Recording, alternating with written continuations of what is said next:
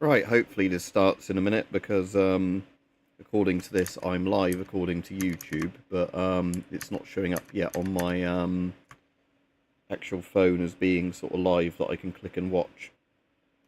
So I might just try closing the YouTube app and reopening it because sometimes that causes an issue.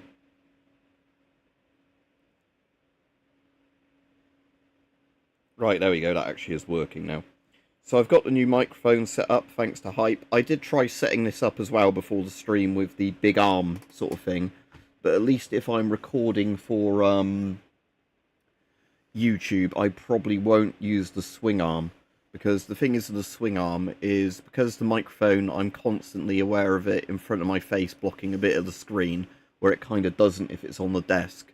So at least if I'm doing games and having to look at stuff on the screen, it blocks a lot of my vision off. So that's probably really good for, you know, the best quality audio recordings you can get if you're doing it, you know, it's sort of studio wise. But in terms of trying to do it while playing a game, it just doesn't work as well as having a desk mic. So when they released this on PC, they did a new update for No Return, which added Marlene and Bill as characters, and also added, I think, 3 new maps. So play a bit of that. So I've been playing a few hours of this so far. Let's see how many hours it is. About 5 hours to right, Rajiv? It's about 5 hours to get Marlene and Bill unlocked, but I haven't done a Bill run in No Return yet, so I'm going to do that now.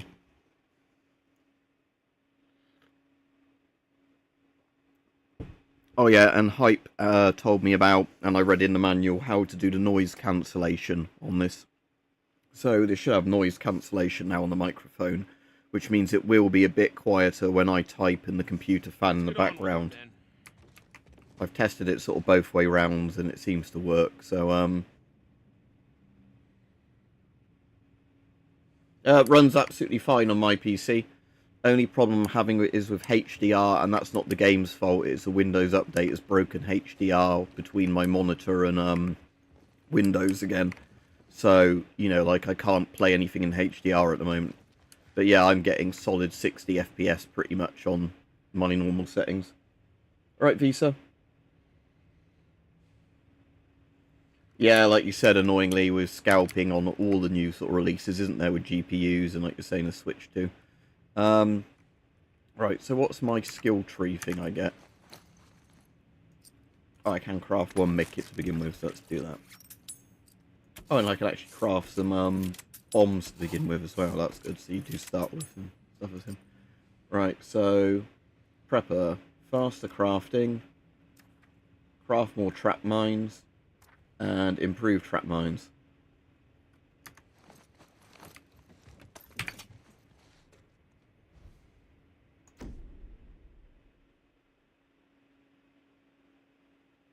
Yeah, I can notice on this loading screen right at the minute that the HDR isn't there, because where all the light bits, you can see the like visible lines going between the layers of light, where obviously when HDR's on you can't see that. So yeah, that Windows really pisses me off of how shit the HDR support is. Like the PlayStation 5, it will literally go, oh, your TV supports HDR, or switch to HDR, you know, unless you want to turn it off. And I've never had an issue with it. Whereas with Windows, it makes it a pain in the arse to first set up HDR. And then, like I said, it seems now and again a Windows update will just break HDR where you can't turn it on, you know, full stop.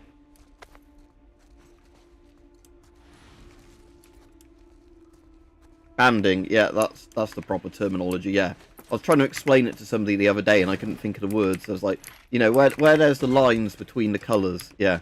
Like when you have a colour chart, yeah, where you want them to smoothly go into each other, but you get the kind of... I wonder if I actually count on the clicker if I do this. Shit. No, you can't grab a clicker.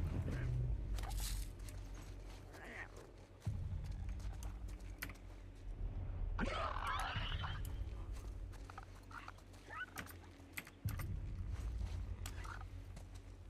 By default, a pistol only having a 6-round capacity magazine is pretty fucking awful for a modern pistol, seeing as a 1911 is a 7-round magazine from, you know, 1911.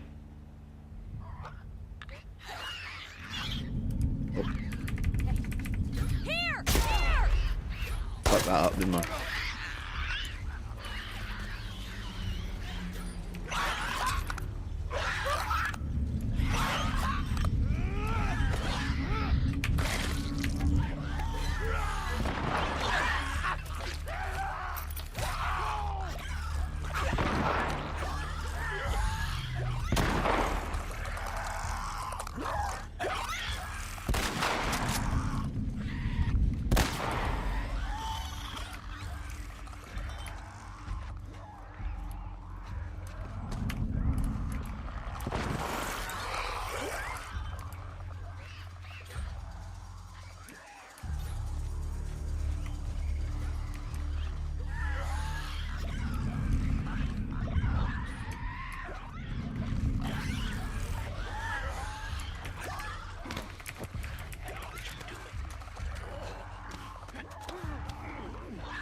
So I'll get that reward there. There we go.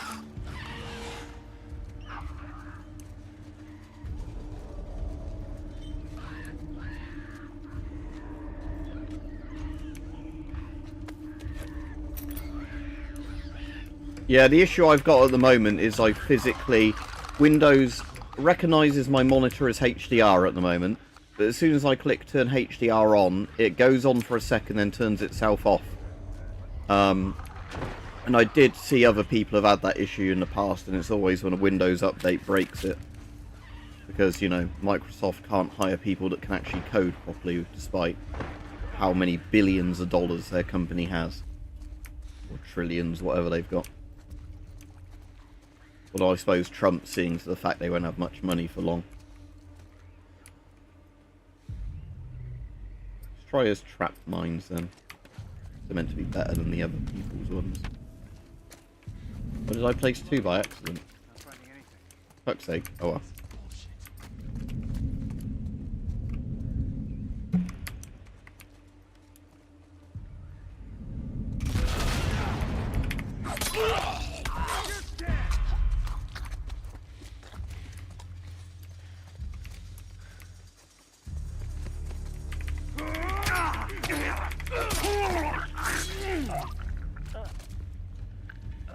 What's the TRM2?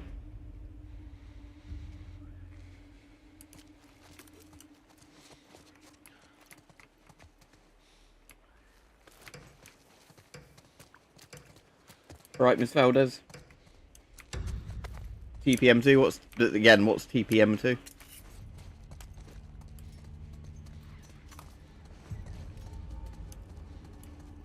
What do you mean, like Trump 2, or am I mistaking that for something else?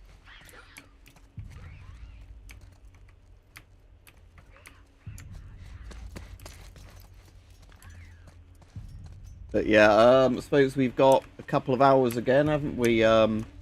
Just before 3 o'clock, we'll find out how much the US economy is going to crash again. Because he's starting, obviously, more and more trade wars with various countries, because not understanding how supply chains work. Because there was, I was sent a thing, oh, that requirement for Windows 11, yeah, that bollocks one that doesn't make any sense. Yeah, I know the one you mean.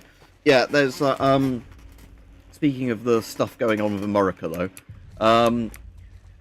and like his fans not knowing what supply chains are, Visa sent me a thing that was like 1 day apart, where there was some Trump fanboy going like, I think tariffs are going to be great for our country, you know, like that will show them foreigners taking advantage of us, sort of thing. And then the next day complaining he might be losing his job because, oh, his company relies on things that come in from another country to make their finished product, and they're going to be tariffed. Wow, you didn't know that you just magically, you know, stuff just doesn't appear in America for you. Wow, you know. But, you know, you get what you voted for, I guess. Although I don't know in his election campaign if he actually told people he was going to nuke their own economy. So, you know. I'll find you. That looks a lot like a British Mark 6 helmet, actually, that one. Oh. Let me just quickly kill this guy off, because I want to go into photo mode. No. And I want to see if I can get a good look at his helmet. I know it's like a kind of riot-y helmet one. I don't want to do roll. How do I do the... Is there a way of... I don't want to exit photo. Is there a way of... Zoom... Oh, I see. I have to hold down. Ah, yeah, that was what I was trying to do.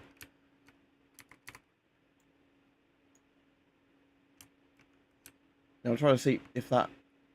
Because that's got the kind of bowl shape that the Mark 6 has. Let's get a screenshot of that. So what's the... Oh, F10, take photo. I don't know if that will actually work. Oh, yeah. Save to my documents. Like that. Just do it with the Steam thing. But yeah, that looks a lot to me like the Mark 6's actual shape. With the, like, riot visor sort of... / sort of shrapnel visor thing for it. Rather than the US, like, Pasket style one. But we want Trump. So, you know. We'll see. Apparently there's already been nearly as much money wiped off the markets within 3 days as during the 2008 crash. So, you know, I guess congratulations on him. We don't know yet if he's gonna back down from his policy or, you know, or if he's gonna carry on with this. Yeah, there's that banding again, Rajiv, that you're bringing up. Right, Rich. So we don't know yet, do we, if he's going to back down from his stupid policies, which I bet he won't, or if it's going to get worse than the 2008 crisis. I mean, maybe he wants to make the Great Depression again.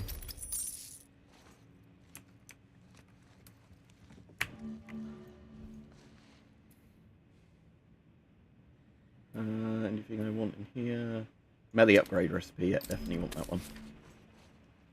Hunting pistol I kind of wanted, but oh well.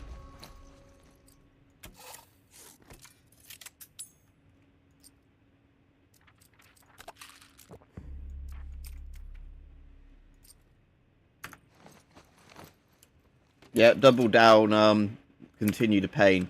So yeah, Rich, when they released this on PC, they added Bill and Marlene as characters that are in the, sort of, roguelike mode. Yeah, but I imagine he has top security around himself all the time now after the, you know, the first time that nearly happened. Yeah, I'm not upgrading this till I can afford the capacity upgrade, because, yeah, what was I going to say? The pistol with 6 rounds. It's, again, who would... Because, again, if I'm... Oh, I'll put it on the desk, actually, so we can have a better look. But the pistol is basically like a Glock-looking thing, isn't it? I know that might not necessarily be a Glock, but it's one of those sort of, you know, Glock-styled, polymer-framed ones that are popular now. But that, looking at the size of it compared to it in his hand, that's not a subcompact size pistol. So it just makes no sense to me that would only hold 6 rounds, even if it was 45 ACP. Like, you'd have to have a single stack mag to do that, and even then, again, I know it's a gameplay thing, because obviously the size of the mag you get once you do the pistol upgrade, like size of the magazine, is more like what it would actually be as a stock mag for it. But again, it's just only holding 6 rounds makes no sense. Invisible enemies. Oh no, I hate that one. But oh well. Alright. Your horse is alright, Rich. So yeah, I tried out, I was just saying earlier, but I don't think anybody was on, I tried out the swing arm mic for this microphone earlier. And the swing arm mic sort of, you know, stand thing is really nice for it. The only issue is, with it being on the desk and me trying to play games, I would always have too much of the microphone in my, like, peripheral view if I did that. So I think for doing games, I'll just have it set up like it is, like the microphone left of my keyboard pointing towards me. And then, you know, for,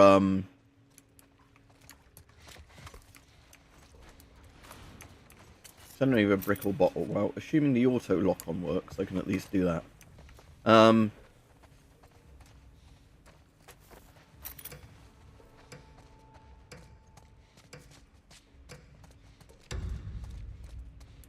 I think they're fine, Zen, but if you don't like games, then don't play them.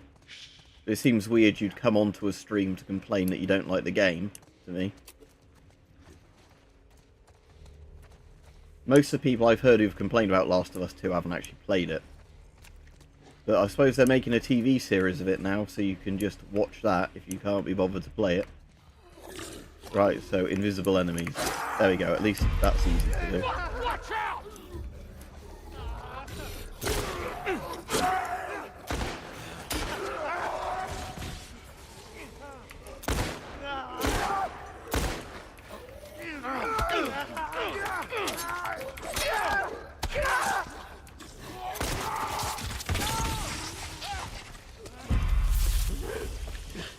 Hasn't Joel managed to kill it yet? Oh, at least the lock-on thing shows you where they are, I guess.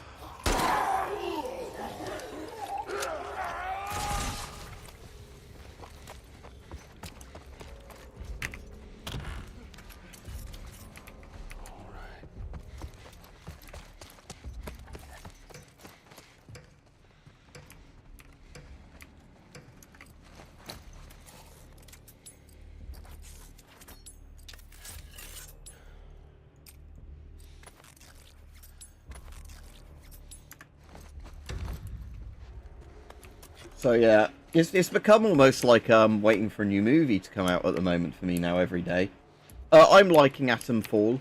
The only thing I'd say is when you get more into the late game of it, where you have to decide like which ending you're going to go down, that's where it becomes a bit annoying. Not because obviously I don't think you should be able to do every ending, you know, because it's obviously designed so you have replayability.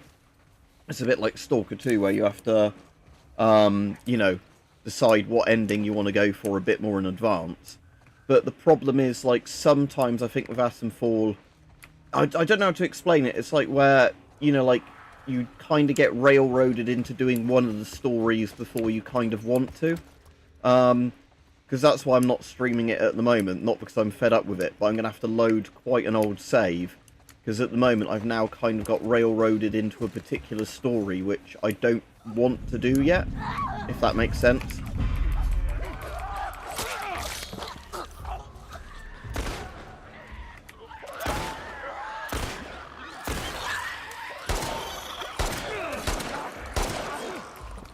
I suppose trip mines might actually still work in this game mode. At least that can flicker down.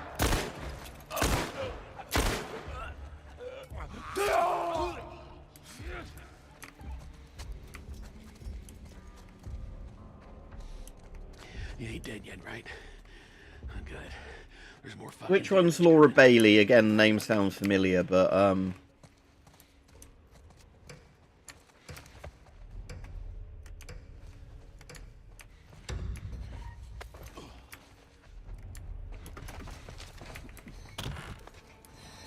Oh, I need to try his shotgun out a bit more, because apparently he gets a custom pump shotgun, I think, when I looked at his character card bill. That's like a better pump shotgun than any of the others in the game, sort of thing. I think that's why it was yellow when I picked it up, as opposed to being sort of a standard gun with it. Probably means I can't do any upgrades, which is the only annoying thing.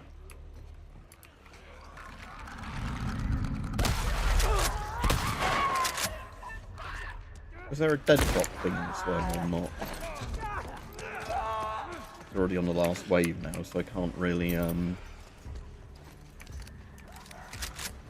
Oh, I see, right, yeah, because the woman that was like Ellie's mum is the actual voice actress of Ellie, isn't it, in the TV show. So I see what you mean, it's like a cameo kind of thing, yeah, I get you.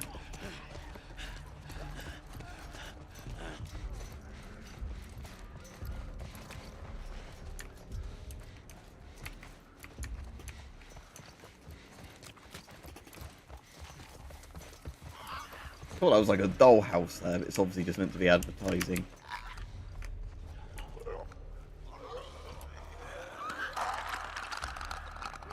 Right, there's definitely a clicker, because that's obviously why we've got a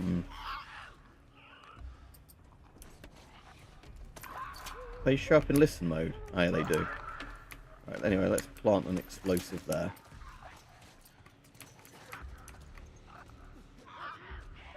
I don't want to hit that. The reason it's snapping on is on the control options you can turn on like snap-on, so I might turn that to a lower sensitivity, because at the moment sometimes it snaps on when I don't want it to, kind of thing. Ah, there we go. Yeah, good. Yeah, that works quite well as improved trip mines, because they actually kill stuff further away. Just like that. Could have said it better myself.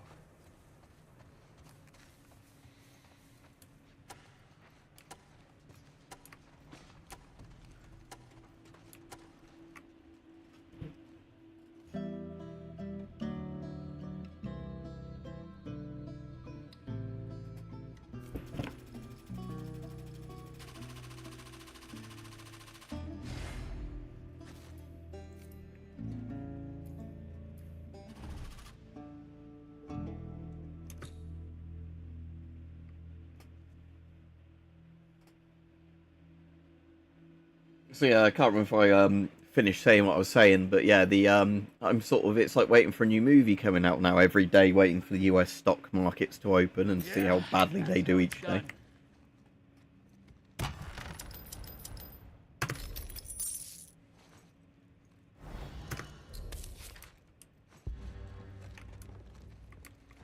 yeah, can I upgrade his shotgun, or is his shotgun like I said, like a unique one? Yeah, so he's got a unique shotgun.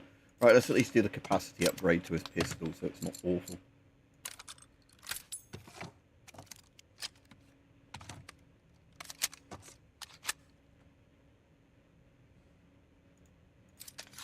Alright, I'm just going to see if... I know we've got the little heal bit on there now. But yeah, that does look like a crappy single stack mag. But even if you looked at that without the extra, like, couple of rounds that would go in the heal bit, with the default one, you know, where it was 6 by default. 1, out there for 2, 3, 4, 5, 6. Yeah, you'd get like 7, 8. You'd get at least 8 or 9 rounds in his default ones. That's, again, like I said, a really sort of stupid... Again, it's a gameplay reason they've done that. But yeah, that magazine is just simply way too big to only be loaded with 6 rounds by default. Even, like I said, without the heal attachment, adds a round or 2. Where it would be, you know, from there to there. I don't know what he's tanked even more, but I did see, you know, his Schwester car sales aren't going very well, and that Cybertrucks are fucking awful anyway. As in, you know, get outperformed by lots of just conventional, you know, diesel and petrol trucks. Massively, you know, that are much cheaper. And Chinese electric cars are way better than Teslas anyway, so, you know. I mean, that didn't used to be the case at all, but, you know. And then you've got the disgusting politics he seems to be, you know, doing next to all of that stuff. Caps Lock, does the game have political correctness in it? Depends. Does it have stuff in it like gay characters and that? Yes. Is it politically correct? No, because people horribly murder each other. But you asked that about Atomfall, does it have political correctness in? And the answer for Atomfall, I think, was completely no. But to be honest, I don't play games that are ones that are just like woke shit that, you know, is like the only point of the game being out is like, oh, because it's about some political message sort of thing. But this game did trigger a lot of people, but I don't think it was particularly to do with characters being gay or whatever that triggered people in this game, but I won't say spoilers because the TV show's coming out. But there are gay books in this bookstore, look. So we've got some men on there, look, that look like looks like the Russian army in that picture. Sorority lesbians, that looks pretty hot. Welcome wagon, that looks pretty hot.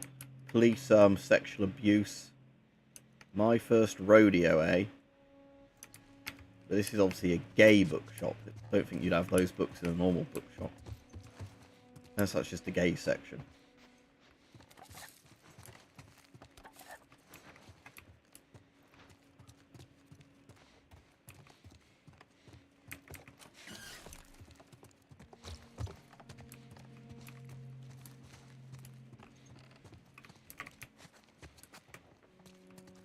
I do like this game actually has proper flashlight shadows, which again is something that games tend to have stopped doing again. Weirdly. It was like one of those things that was always a thing for ages, and then devs stopped doing it again, I guess because it cost money to... Oh, it's, you know, we have to spend time and effort making...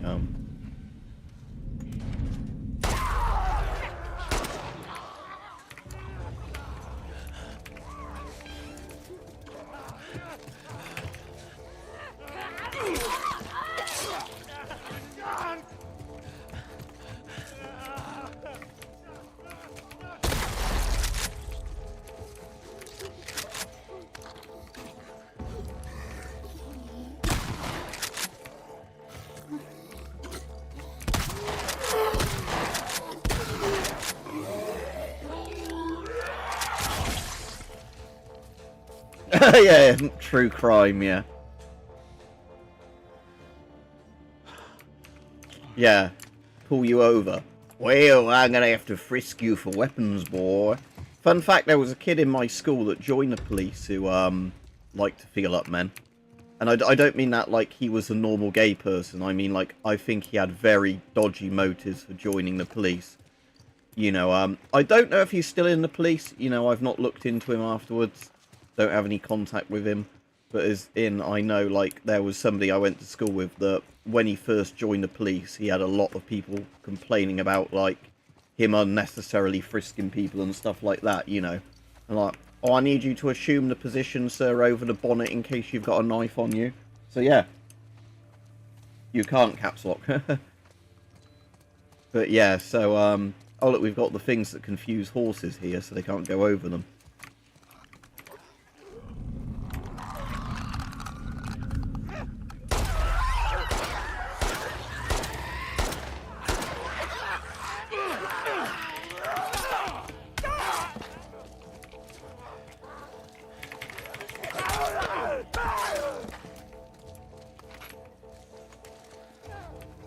Yeah, I'm good, thank you, Hype. I did try the arm out on the microphone earlier, and while the arm is really good, I found for if I'm playing games, that it's too much of my vision gets taken up by having the microphone in front of my face, at least if I'm using the, you know, proper directional mode.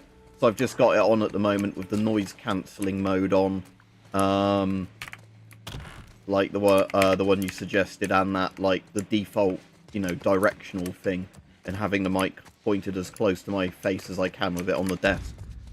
Because I think I might be a little bit further range than it suggests for, like, how you use that mode. But with the gain settings and that, I don't think it really matters. Yeah, because if I turn the noise cancellation off so people can hear it... Oh, what was that? Get a kill with an upgraded melee weapon. Okay, have I already got an upgraded one?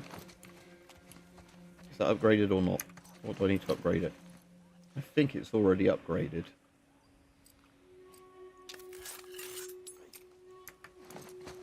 Yeah, so if just to show people if I take the noise cancellation off. Right, the noise cancellation is now off, so you should hear a lot more fan noise in the background. You should probably hear more of me doing that on the keyboard when I'm actually... Come back here. Yeah, there we go. So I did have already an upgraded melee weapon. So yeah, when I'm not worried about immediately getting killed, I'll put the noise cancelling back on, but yeah.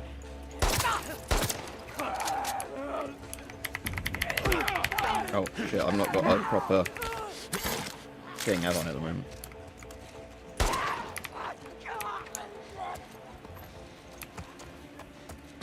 Need a melee weapon again, then. That's that. Right, let me, 1 second. Right, noise cancelling is back on now, so you should get a lot less crap of, the, you know, computer fan running in the background and keyboard noises.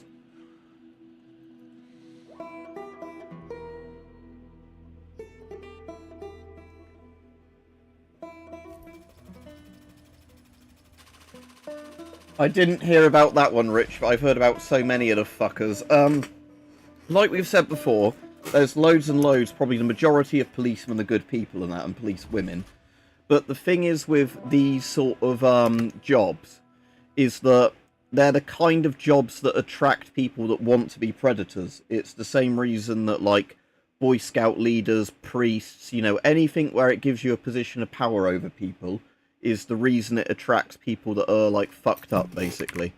So it's not that those people are naturally bad by themselves, it's that the fact that, you know, those sort of jobs attract people that want to abuse power.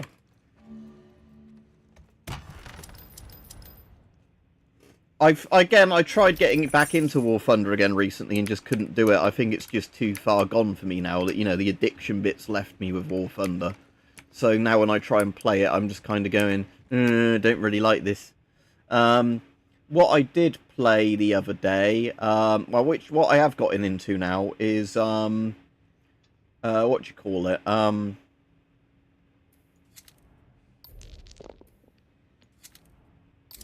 I wanted that, didn't I? Hunting pistol.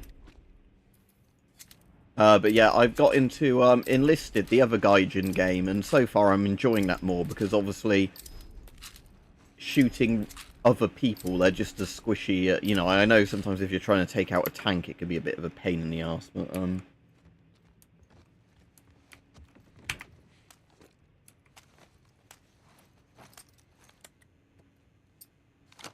I can't do any upgrades to that yet. I don't have enough spare parts. Right, I'm hoping I'll get the second holster at some point on this run, because now I've got the hunting pistol. Because, again, this pistol is a lot more generally useful. The hunting pistol is way more fun.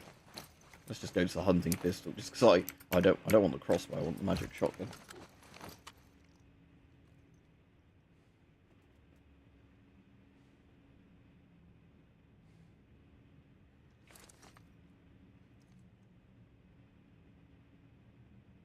Yeah, unfortunately with my desk setup, that'd be pretty much impossible, because if the mic's in front of me rather than the keyboard, then the mic's in the way of the keyboard.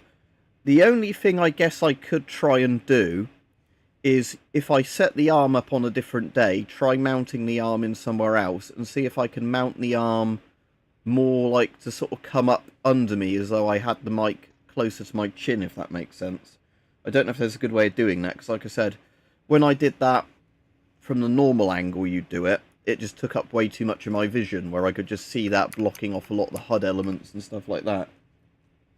So yeah, if it's working well, I'll just leave it like this, because this, like I said, this is the best setup for my desk, where it's just slightly to the left of the keyboard, pointed at a 45-degree angle to basically get as much as me in as possible. You know, and at least that way the noise cancelling will be completely cutting out the PC where it's located to the left of my monitor. Could do a complete mystery one. Yeah, that gives way more rewards, so let's do the mystery one.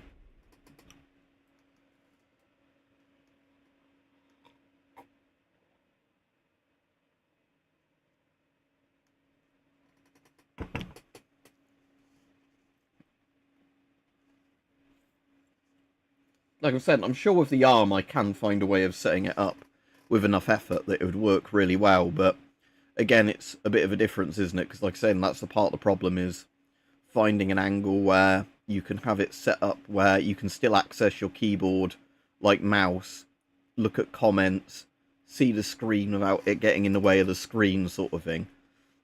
And, you know, be in the right directional way. But like you said, if it works well enough here, and it's better than the old mic, just keep it here. Oh, this is one of the new maps they added. This is just, what's it called? The school map. This is a pretty damn small map. It's just, a bit where I think Morelli and Dean are in, Day 1 Seattle, where you're, like, taken prisoner here, aren't you? And you have to, like, escape and kill a load of people. Oh, kill a load of people is pretty much this entire game, but still. But yeah, this is one of the new maps they added in the, thing.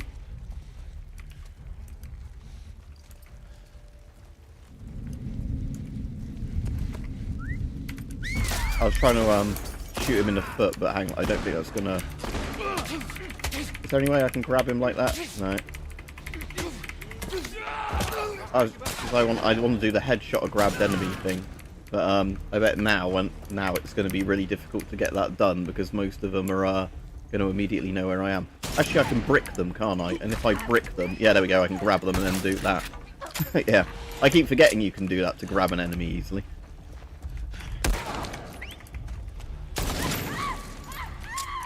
I fucking love the hunting pistol. Just because it's one of those, it's like a 45-70 or something absurd, isn't it? So it's like literally a huge rifle round in a little pistol. Good lad, you're finally acting like a man. And again, it makes people scream horribly when you murder them, which is fun. Like I say, that's the main thing. One of the things I really like in this game is the sound effects. Oh, I missed. Oh, never mind, Joel got me. I'll go to machete. But yeah, the gore in this game, especially because now I've got on PC, look, where we can do the better photo mode and that. So what was it? I had to do like that, wasn't it? And then, yeah.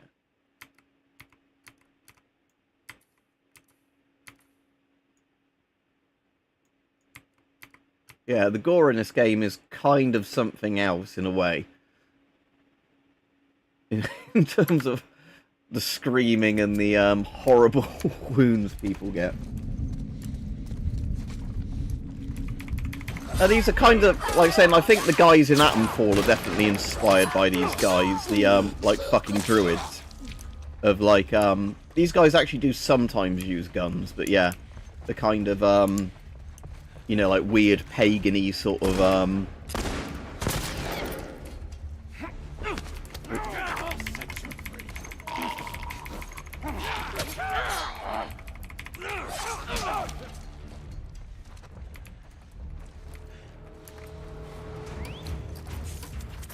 Just ahead!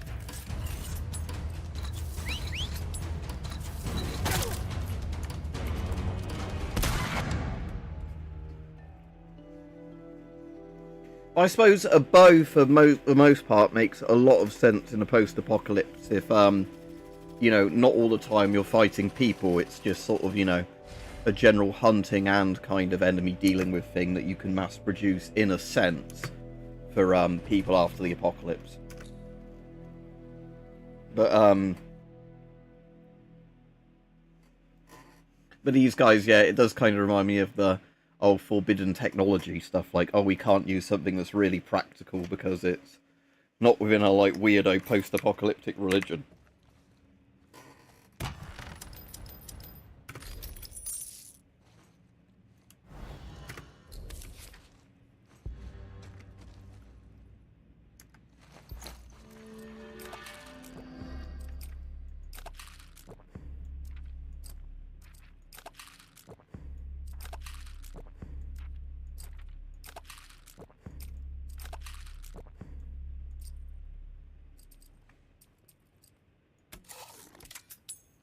The thing that it does annoy me that when you get that upgrade is you can't actually make an individual bomb anymore if you need that to fit up the slot. Oh well. I heard a load of people complaining about free speech stuff again recently in the UK, but I've not seen anything about it, you know, like personally affecting me. At the moment, it's as bad as this country is. Trump seems to be, you know, destroying the US economy so fast that I'm kind of not even noticing anything bad happening in the UK, if that makes sense. Oh, that's the one I want. Shotgun holster. Yeah, I almost didn't get that. That's good. So yeah, now I can actually have both my handguns equipable at once. Yeah, exactly. We were saying just before you came on, Hype, that Visa sent me a thing yesterday where there was an American basically boasting about the fact that, you know, how great the tariffs would be, and, you know, it's going to show all them libs and show all the people how great America is and all that. And then he was complaining the very next day that he's probably going to be losing his job because the company can't afford to keep all their workers on now that tariffs mean that, you know, parts they need to come in to make their finished product are going to be way more expensive. Because, you know, the people not understanding that there's a thing called supply chains. It's not like you literally, you know, just manufacture your product in your country. You need lots of foreign parts coming in. Alright, so, again, I really like the look of this with the wood on and the, not so much the scope. I kind of like this with the fibre optic irons on it. And because this still has too much sway, but not good enough, Sonny Jim. Right, so now just Houses Assault. I don't think I've actually had this map yet since playing this on PC, despite playing like about 5 hours of it. Pustule rain and increased enemy speed. Oh, this sounds fun.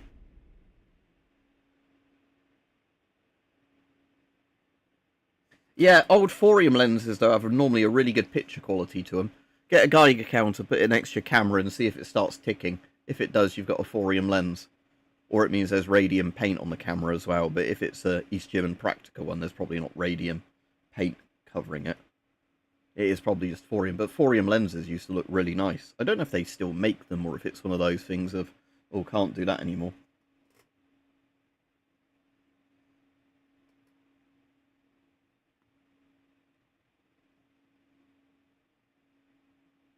Yeah, but don't forget, Hype, he loves tariffs. They're the most beautiful word in the English language.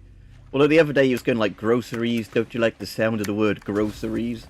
I think he's kind of like got dementia like Biden, it's just manifesting in a very different way. So rather than him just being very forgetful and kind of zoning out, Trump is just being very, very aggressive and kind of just deciding he's going to do whatever the fuck he wants without understanding what it is.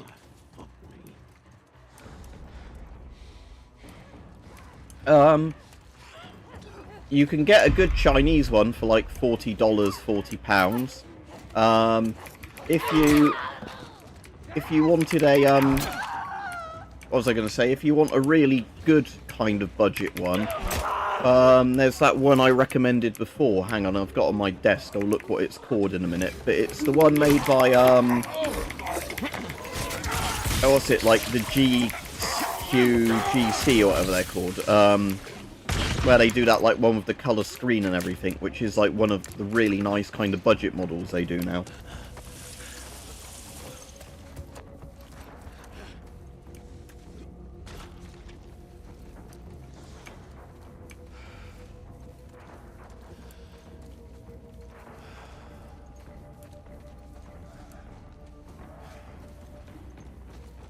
Yeah, people are saying, Hype, it's like the weird topsy-turvy clown world now. Where, like they were saying, how long ago would people not have believed you if you said something like, you know, everybody is now going to consider China to be a less authoritarian and, like, ridiculous state than the US, you know, and all that sort of stuff. And everybody is going to want to go back to being friends with China, not the US. It's like, again, it's like one of those things, but no, Trump made that happen very, very quickly.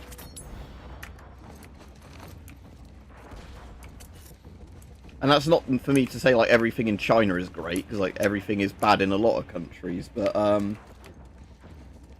you know, it's just the fact that, you know, so quickly America went from being, like, the bastion of free speech and all this sort of stuff to where journalists and that are now getting arrested, and, you know, people are being sent to concentration camps. What was it now, Salvador, or is it in, what's the other one, Bolivia or somewhere?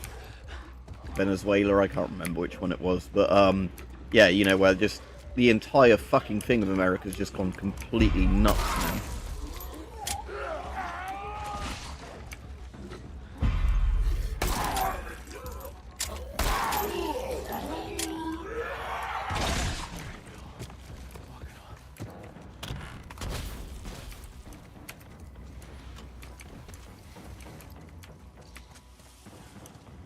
Yeah, that's going to be pretty... I won't bother doing that gambit, because that's going to be pretty much impossible with Infected doing that one.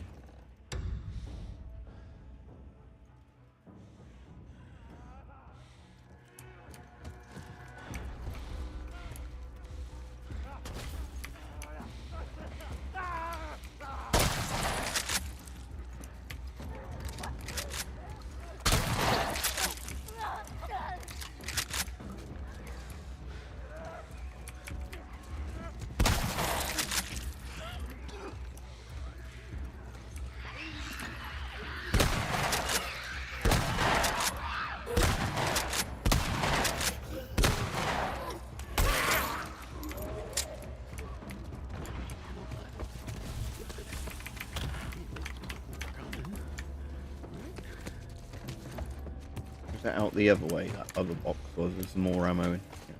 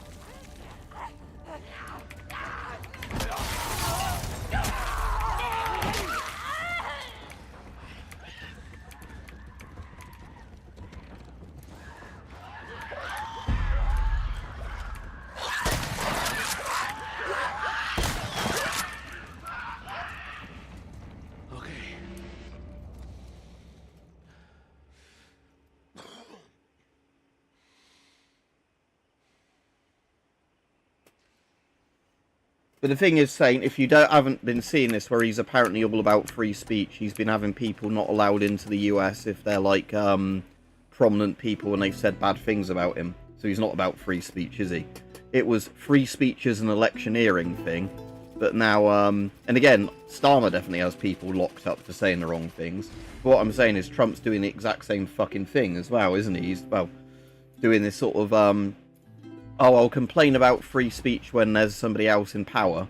But as soon as I get into power, no, I don't want journalists saying bad things about me. I don't want, you know, like, people to be allowed to, you know, criticise me. Remember, he was saying the thing, wasn't he, the other day, that, like, if people say anti-Tesla things online, they should be called domestic terrorists or whatever. Like I said, this is the problem with so many politicians, is once they get into power, it doesn't matter what election pledges they ran on. They just fuck over everyone, because they're like, oh, you know, I don't care about what I said, you know, when I was running into power at the same time, you know.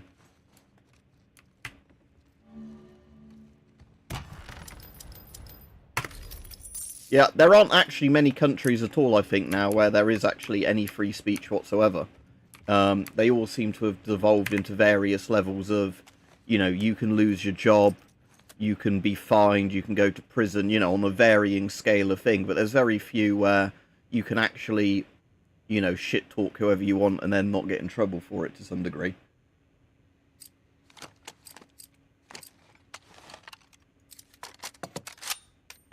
Now, I don't think there should, unless it's just a modified mechanism in there shouldn't be a bolt hold open, should there, on an AK? I don't think they actually have that. But again, it might just be it's meant to be, this isn't a pure AK, this gun.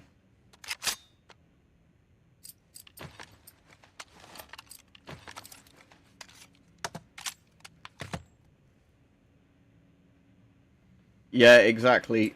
Like you're saying, terrorist has lost all meaning. All of these words, it's because if they have a clearly defined word and then politicians or whoever else keep bending the word to fit their narrative, in the end, it doesn't mean what it used to mean.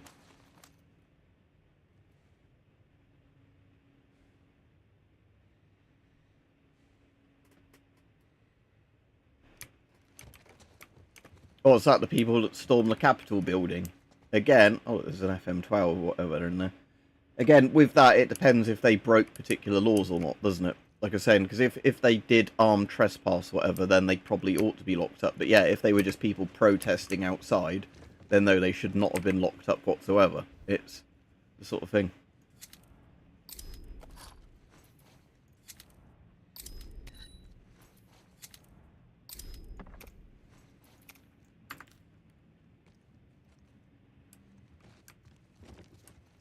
Yeah, you'd think they'd have, because again, I voted for Brexit, but the problem is we mostly have had bad things happen since then. Again, some of that, or a lot of that, is because politicians kept fucking around with it. You know, we have promised you we will do this. Oh, sorry, now that you voted for this, we want to keep changing what we mean by, you know, when we had a referendum and all that sort of stuff. But yeah, it's like you'd think you'd learn that decoupling from lots of other sort of things doesn't really work. Alright, Seraphite Elites. If I remember right, these guys I can kill pretty easily with lots of trap mines in it. Do you think Trump's going to soon be declared born from, like, above a certain mountain or whatever? And then he will hand down the power to his son Baron as, like, the next appointed dear leader?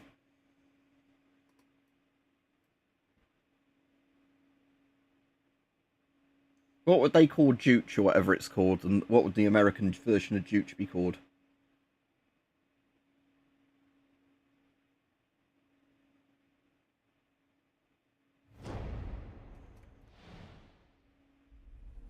Will be the last thing you see. Holy shit.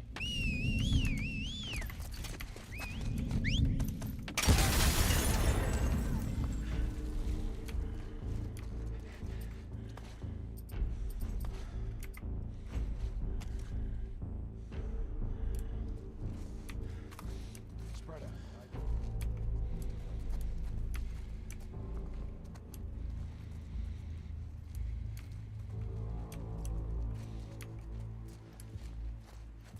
The weird thing is I quite like the Trump one. You know, when it was Trump in as, what was it, the 45th president, I actually quite liked him. But like I said, it's just, I do not have no clue what is going on with the current, you know, like, version of MAGA or whatever.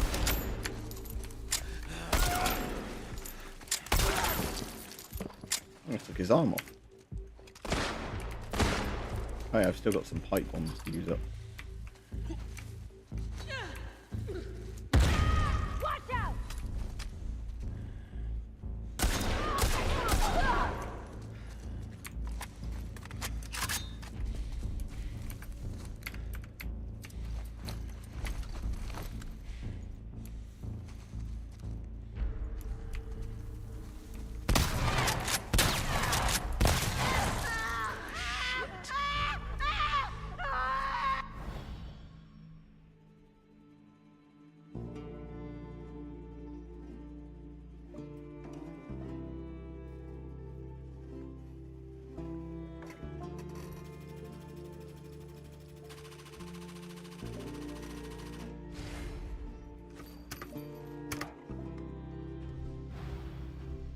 Oh no, I've unlocked the Rat King, which is the most annoying boss in the game. Oh well.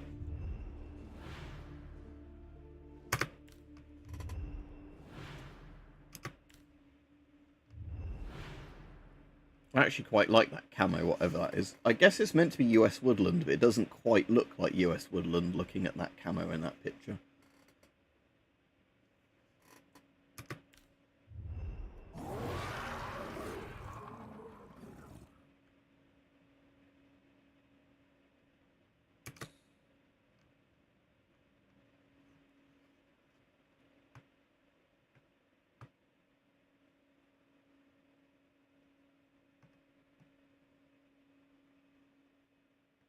No idea, Saint, because again, like I said, there's lots of problems here, but that doesn't mean I think lots of other countries are doing a particular thing. And again, it's like we were saying, there can be countries that seem sensible one year, then they have an election and they completely kind of go weird.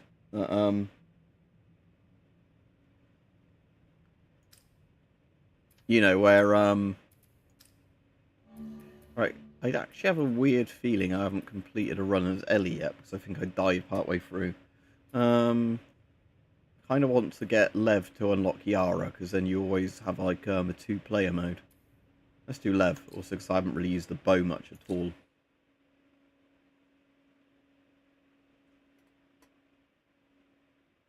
Yeah, they're exporting to Russia en masse.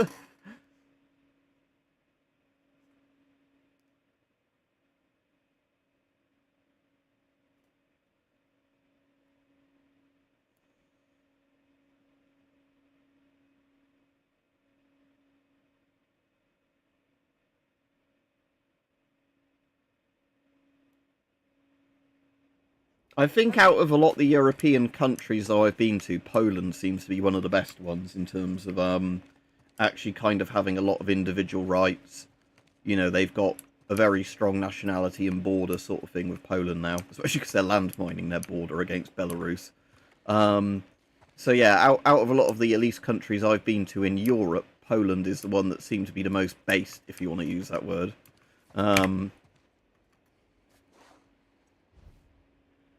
Yeah, especially if you live in the north. Most of my mates now are moving north, if they haven't already moved to north, like to Leeds or wherever else up north. Just because, again, where I live, it's just fucking unaffordable now.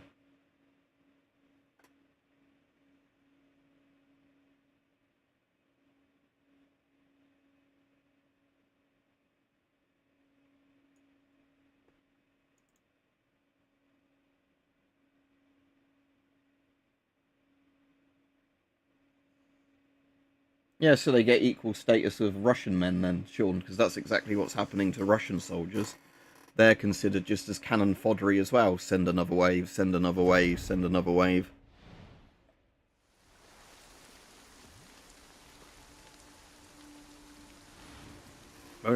Remember to finish my coffee that time before it went completely cold.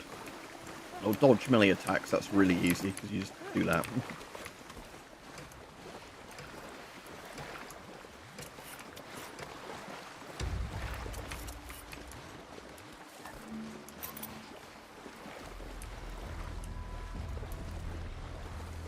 I'm just going to do the dodging straight away so I can, again, I'm sorry, I'm fucking the dodging up a bit. There we go.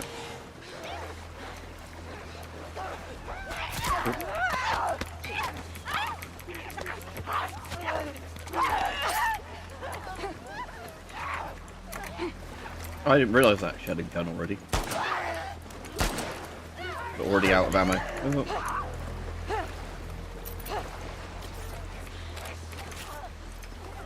The auto pickup option and the options is so useful, that one where I'm just running past stuff and they grab it as they go past. Especially because the animations are done so well for doing it. It's not like a stilted stop and pick up animation. They've got the very fluid,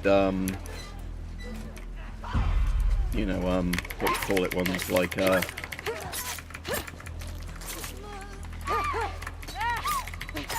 oh shit, there's the bomb on death thing, isn't there? That is in the... yeah, there we go.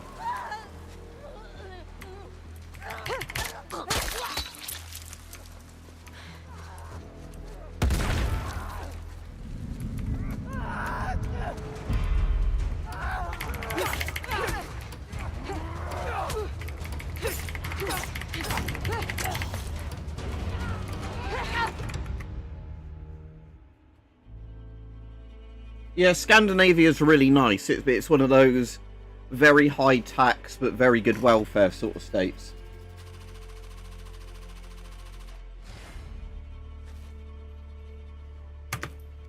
So like, for example, Norway is one of those things where, like, if you go to the shops, everything's really expensive, but that's because there's so much tax on everything, so you get, like, good unemployment benefits, good healthcare, everything like that.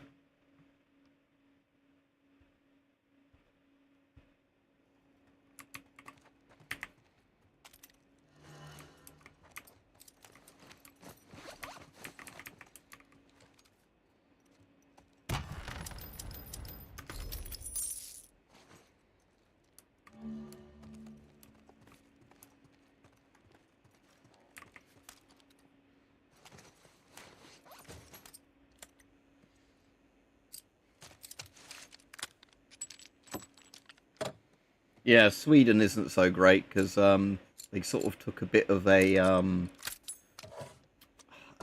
what's the word? Like I can say on YouTube without getting in trouble.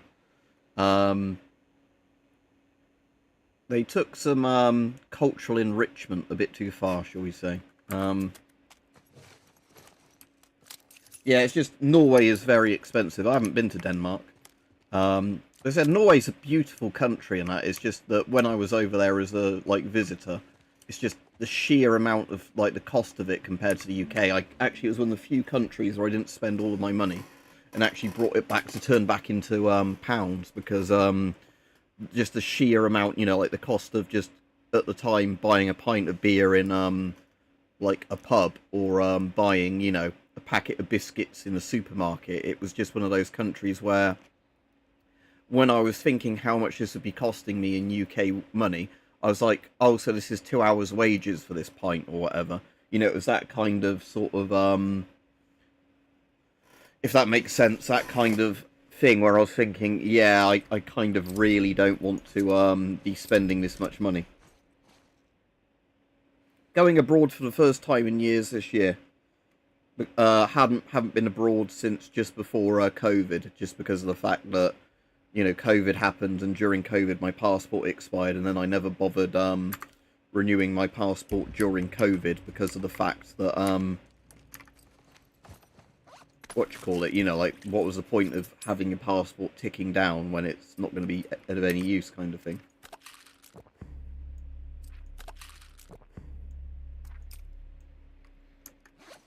No, never read Lord of Chaos. I know all about the weird church burning and murders and stuff that were going on during that period, like with Vargs Vilkerson, whatever it is now, who's a welfare queen over in France or somewhere, isn't he? But yeah, yeah, don't know much at all, I'm afraid, about Norwegian stuff other than that.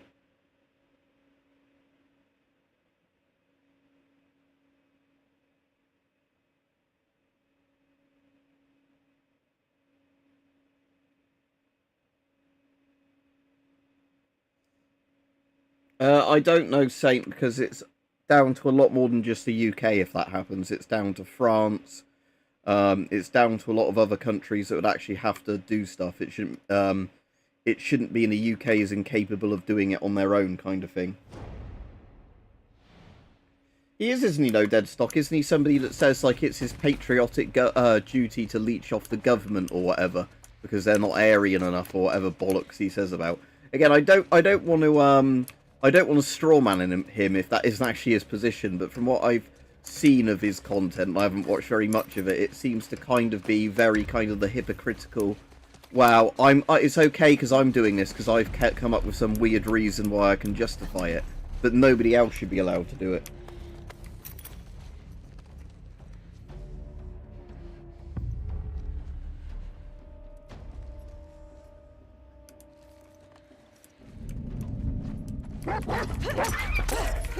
I'm just working for the ATF there, look.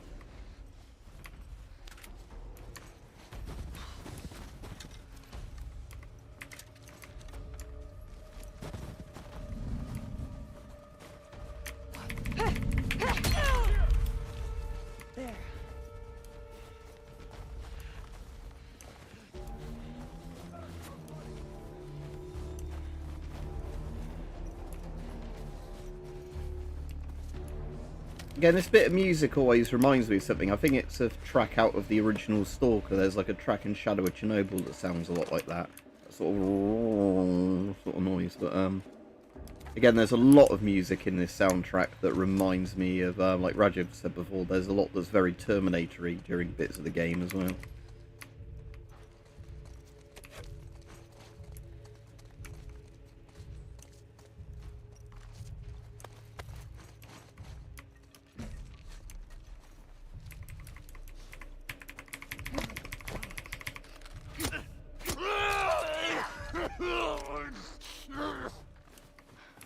They actually bleed. Oh yeah, you get the bloody footprints, and then you can walk your bloody footprints around the snow.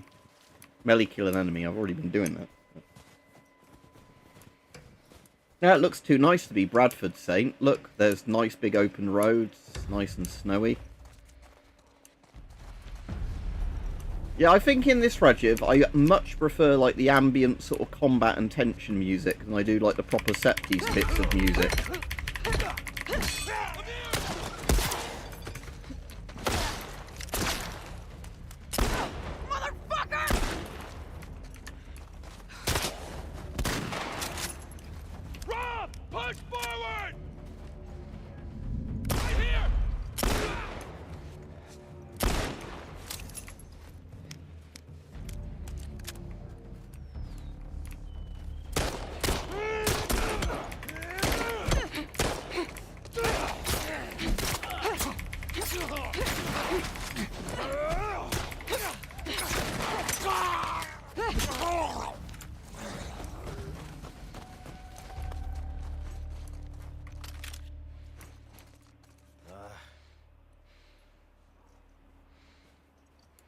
Left Behind is the one in Last of Us 1, isn't it?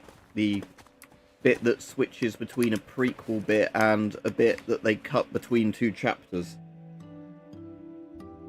Yeah, I'm not actually in the story mode at the moment, Saint. I'm doing the mode that was added as just kind of a way of wasting time in it. They did way after release, but at least for the initial, like, PS4 release. So this mode is like a kind of roguelike one where you pick a character which all have their own kind of traits, and then, you know, you have a load of randomized maps.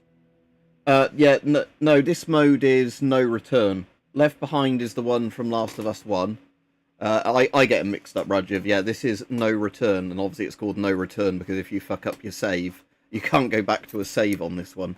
As in, you know, you always keep your characters you've unlocked and stuff like that, but each run that lasts about 40 minutes to an hour is, although you can quit and save it and come back to it, once you die in it, that's the end of the run. You know, once you complete it, that's the end of the run. So they're always a bit randomised. It's like a roguelike sort of thing. Ooh. It's like literally one of the best weapons that turns up in there. The MP5, so,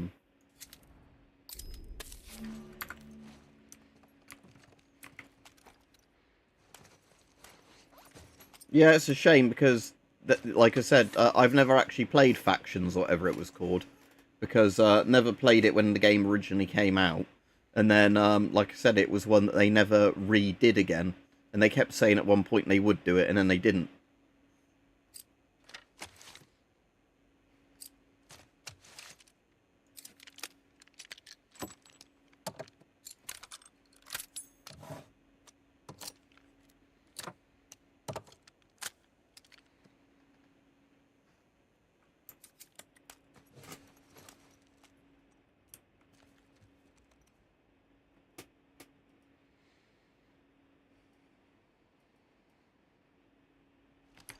Yeah, what's annoying as well with pellets with air guns is sometimes that when you're trying to zero a scope and you keep getting flyers, just because like tiny little dents to the pellets, like skirt and stuff like that thrown around off, even if, you know, otherwise it would have been a goodly zeroed one, so you don't know if it was actually, you know, your scope doing it or whatever, or the pellet. I think that's why sometimes people who zero scopes do it with like really good high quality pellets, just so you get the least amount of, you know, like natural pellet spread from the pellets. Again, the annoying thing again with airgun scope zeroing is as soon as you switch to a different like brand of pellet with a different weight, different kind of dome shape to it or whatever else, your zeroing goes out the window, because obviously you're zeroing for whatever range you did whatever brand of pellets, and because the feet per second and flight trajectories of them can vary so much. Sadly not. Like, they are very good for it, especially the PvE, sorry, the, sort of AV, NG, sort of PVS, or whatever they're called, those ones are very, very good for it, but, again, personally, obviously, I don't have any actual real firearms to shoot. I can do airsoft stuff, and I've got some airsoft tracer rounds I need to do with that, but again, it's just getting a chance to do it when I'm not going to get somebody complain about what am I doing out with an airsoft gun, you know, blah blah blah. Yeah, like Sean says, laser bore sights are very, very good for just doing a basic zeroing, quick zeroing of the scope, yeah. Again, that's one of those annoying things where I think because the UK market isn't as big for them, you tend to not see them as much. But, over here, but yeah, I'm sure you can import them. But yeah, the idea that obviously, yeah, you have something that sticks in the ball when you're not shooting it. You obviously zero your scope so it's directly in line with where the laser's going. And then, yeah, you shouldn't need to do much more fine-tuning after that compared to, you know, virgin scope breaking in or whatever you'd want to normally call it, where you have to spend absolutely ages getting the first bit of the crosshair close sort of thing. I can't craft Molotov, so I can't do that one.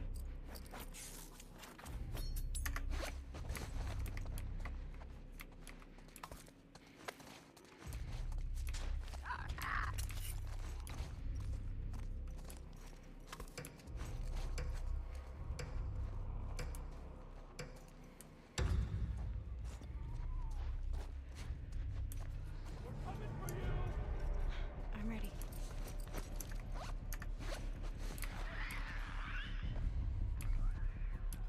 Hey, by the table!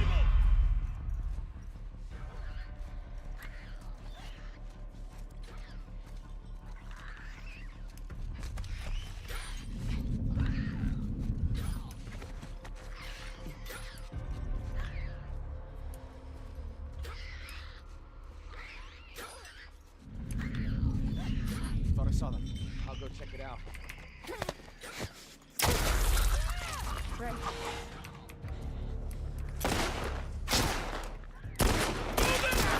Shit!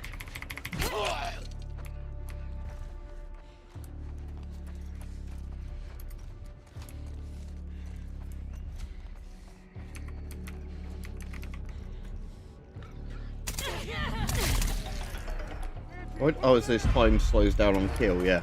Oh shit! It's the waste ammo in the magazine thing. I didn't realise that.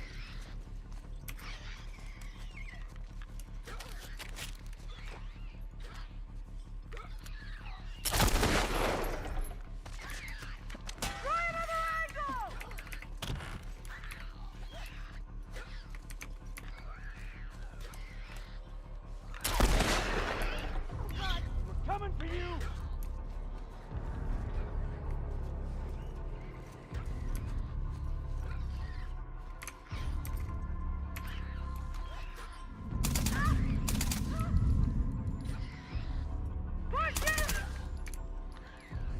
Oh, it must be time slows down on headshots rather than just kill, a regular kill.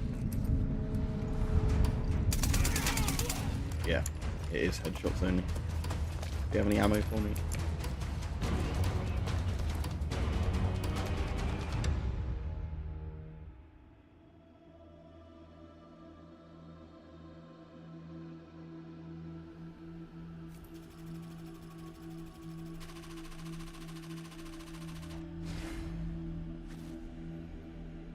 Yeah, you could be right there, Thomas, but yeah, I'm just saying with some air rifle pellets, it's just obviously depends how dented the skirts are or whatever, because with some of, like I said, the cheaper pellets I've had before, you have the issue where, like, you know, you're very lucky to consistently get, you know, pellets with almost intact skirts, if you like, where obviously if you keep getting ones with various levels of denting in them, it is going to throw the accuracy a bit off as well. And again, with air rifles, like little light air rifles, if it's a windy day, that's really going to mess up your accuracy as well.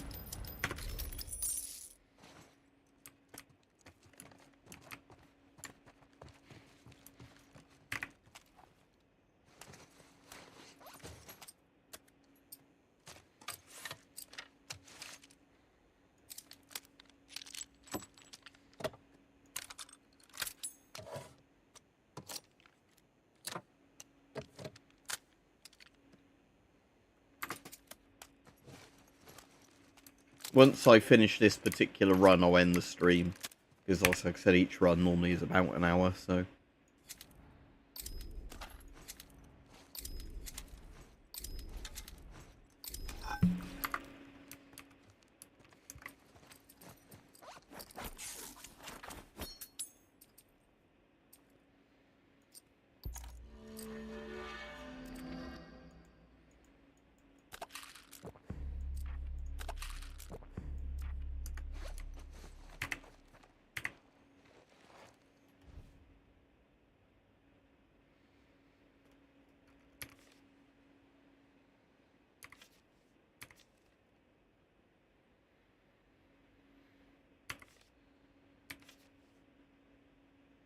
Let's try capture. I can't remember. Is that the one with the safe capture?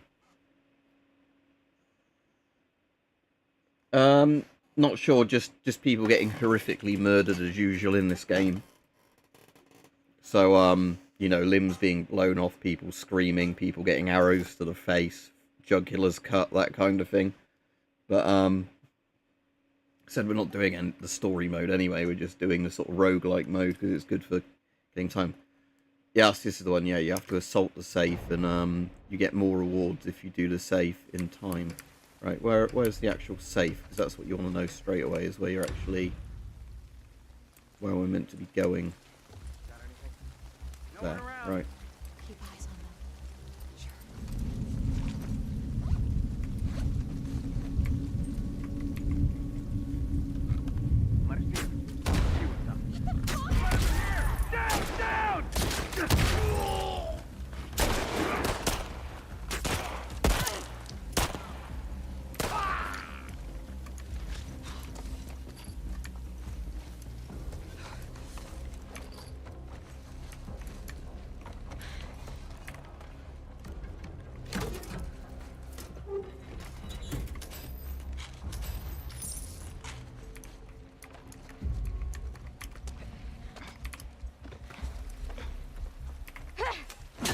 I didn't mean to do that. I meant to grab them and then stealth kill them with the knife to the throat, but oh well. That also worked. Yeah, with a lot of difficulty, which is why I just tried to immediately swap to whatever. So I think even in the game you can't get a full draw on it. You can only do like a quick, short little shot sort of thing with it. I think it would be totally down to the bow span and everything else. So I think quite a short horse bow type thing, you could probably do it. At least, maybe not a full draw, but at least do it quite well. Something like a longbow, you'd have absolutely no chance.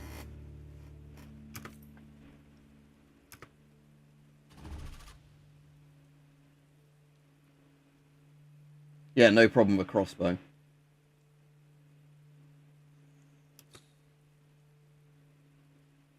Because on your back as well, it'd be quite hard to shoot it without the string fully just slowing down by cutting into your arm as well. I'd imagine, because again, you can't really chicken wing the bow out enough. Again, I've never actually tried it. It's just one of those things that,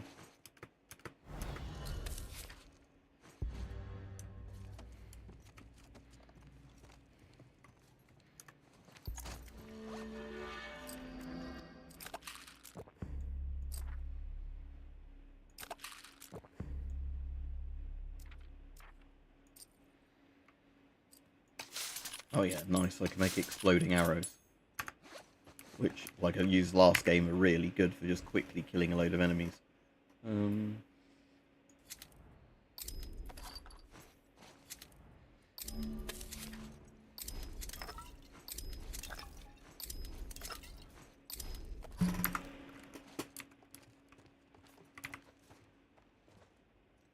Alright, we have a completely unknown mystery encounter.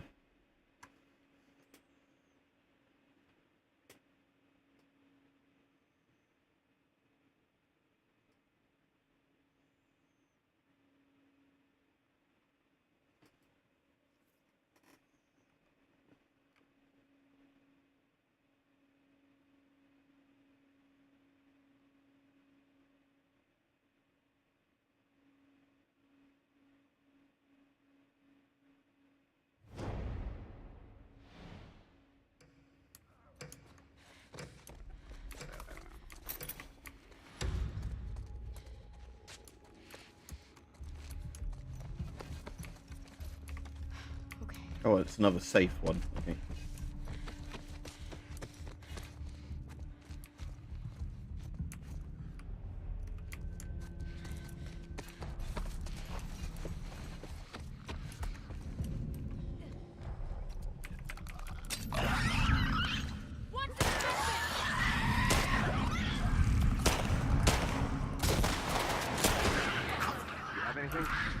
Nothing over here.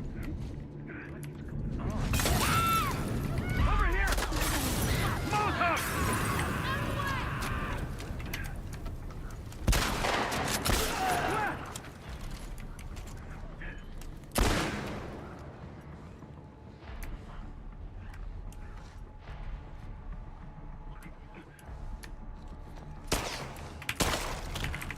Right over here!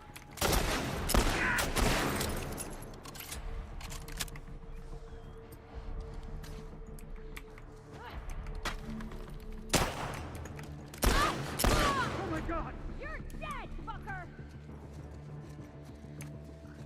Let's move! I'm gonna see if I can use this last one to do that thing quickly with the other one. Right, grab. There we go. Where's the other one? There we go. Nice, yeah, and then...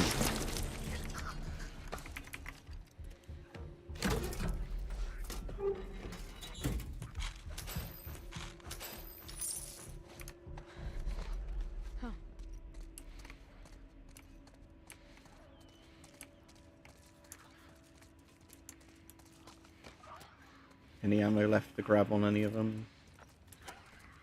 No. Oh wait, there was something there.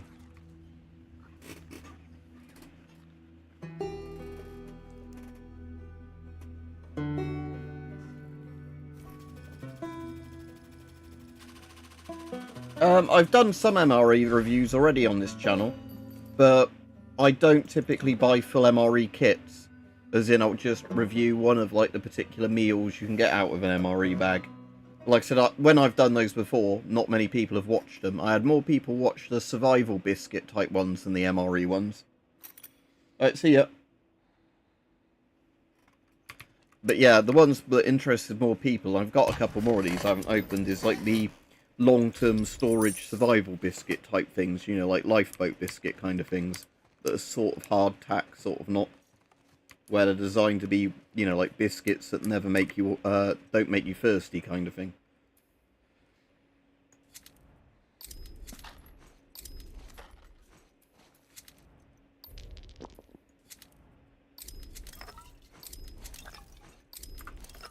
Right, am I at the actual boss now?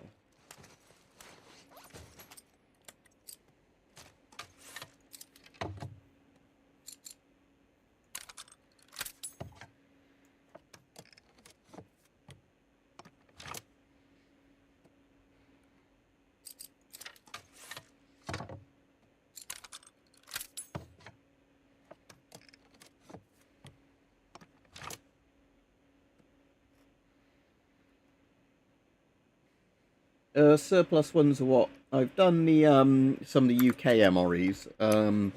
Again, like I said, it's normally when places sell the full MRE packs, they're normally very expensive for what they are. But you know, often buying the individual meals out of them is a lot cheaper.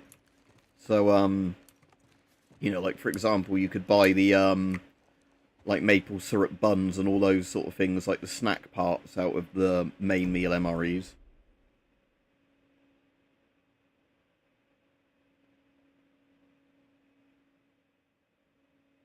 As for the biscuits, like I said, I haven't seen any of the official army ones, but I bought those, you know, that are like different companies that do them. So they're just like not even surplus, they're just where some companies essentially make their own survival biscuits that they sell as just, you know, like very long term. So the fucking Rat King, that again is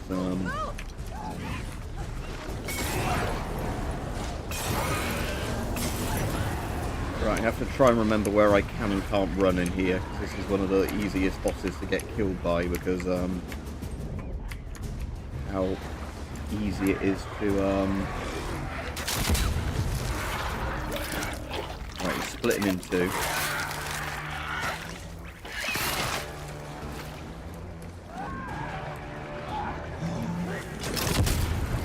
Right, click through here. Right, we need to swap that now.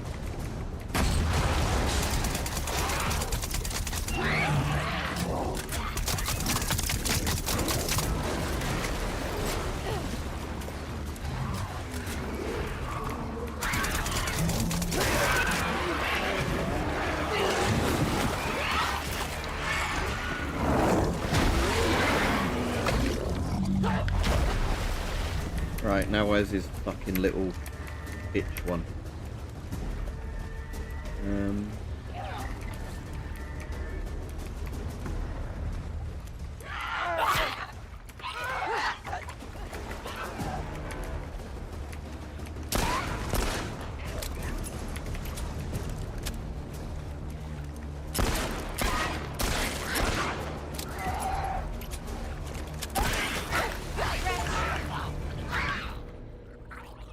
But yeah, that's the worst boss in the game, the Rat King. But like I said, it's because the big guy, if he touches you, you die instantly because he just rips you in half. So you have to basically just you know. And I was lucky that I had 3 Molotovs to begin with. But he's one of those ones where if you don't really have the right loadout going into him, you're fucked. Because I don't know if people saw even when he was about a third down on his health, it still took almost 3 magazines of the MP5 to kill him. So, I should tell you what, I might do one more run, because that one didn't take long, and I like doing Yara.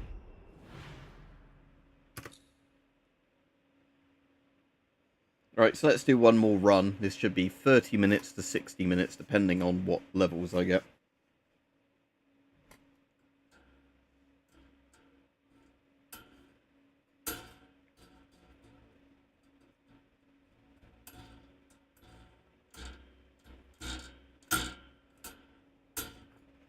Just messing about with the springs on the microphone arm.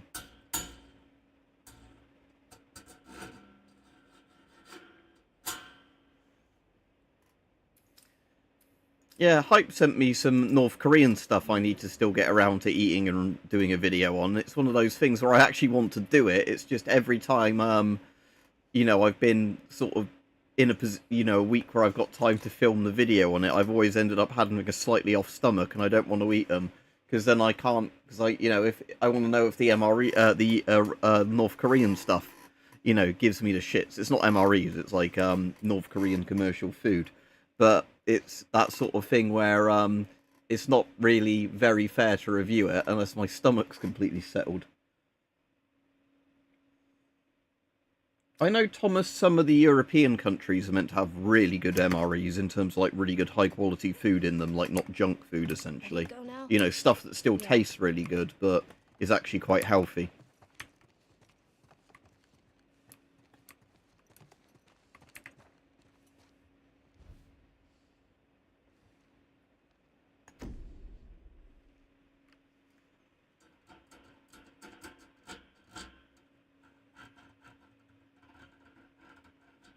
I think it was with Norway that there was a thing a couple of years ago.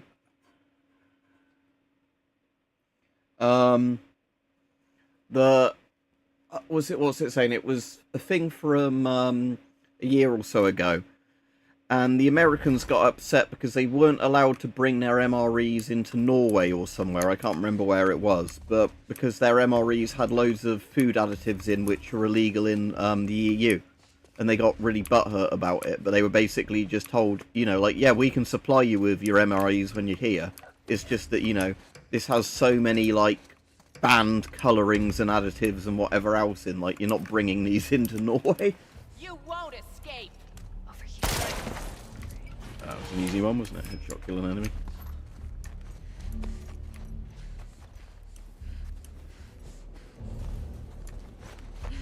Yeah, these are more like North Korean chocolates, North Korean, like, I think one's a peanut type snack thing, Thomas. So, like I said, we'll see, but don't think they'll be too bad. I think it must be quite hard to fuck up an M&M ripoff.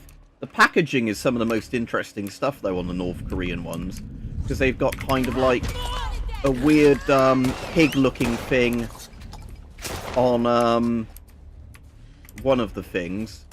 And I think like weird lamb type looking anime kind of lambs on another thing. Well, anime is probably not the word, but you know what I mean, like sort of some weird Asian animation type thing.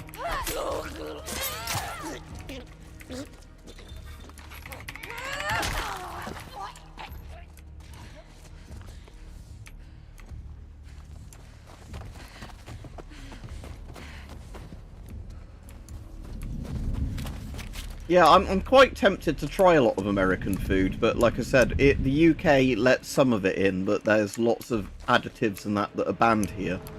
And I know that, oh, what's the dead drop? Can I do it? Yeah, quick, deposit it. There we go. But yeah, like, I think it's a lot of the candies and stuff like that that have loads of, like, colourings in that are artificial colourings and that, banned. But yeah, it's like all the stuff they were saying recently again about chlorinated chicken and all that sort of stuff, that those and some of the growth hormones used in beef are completely banned over here in the EU as well.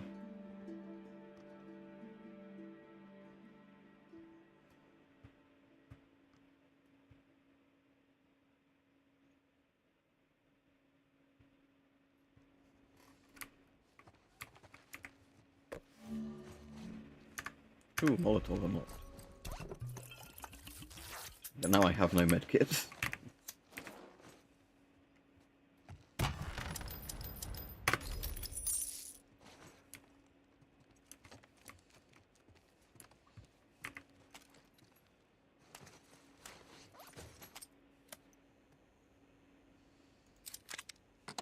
But yeah, it was a similar thing that people were saying to me as well, Thomas, that with like, they were saying that, if you ever go to a US supermarket, they're like, you can get really good stuff in some of them. It's just, yeah, be very careful what you buy, in terms of additives and whatever else.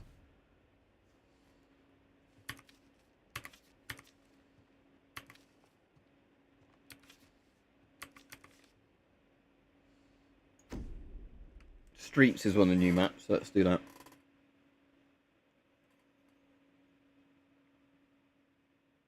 Because I think this, again, was like people saying, like, you know, there's good meat snacks and that in America and all that, but you have to get ones that, like, you know, come from almost like a proper butcher's counter style thing, not like some of the really long life preserved Walmart kind of mystery meat stuff, whatever you want to call it, I don't know.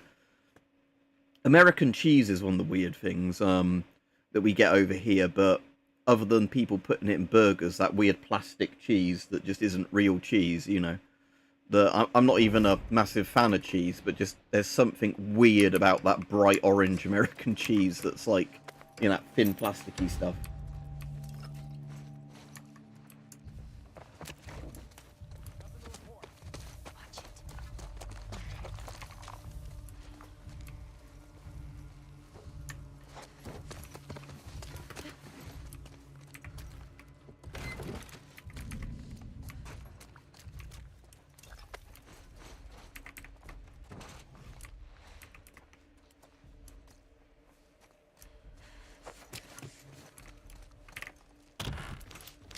Oh, it was the thing. Headshot the grabbed enemy. Okay. So I can use my bottle, can't I? I can bottle them. And then,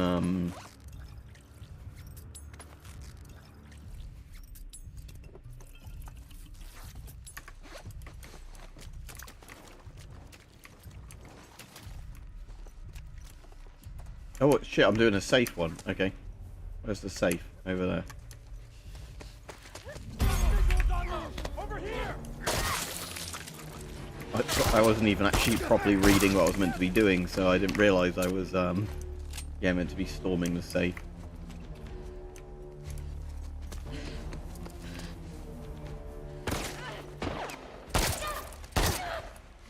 Oh my god!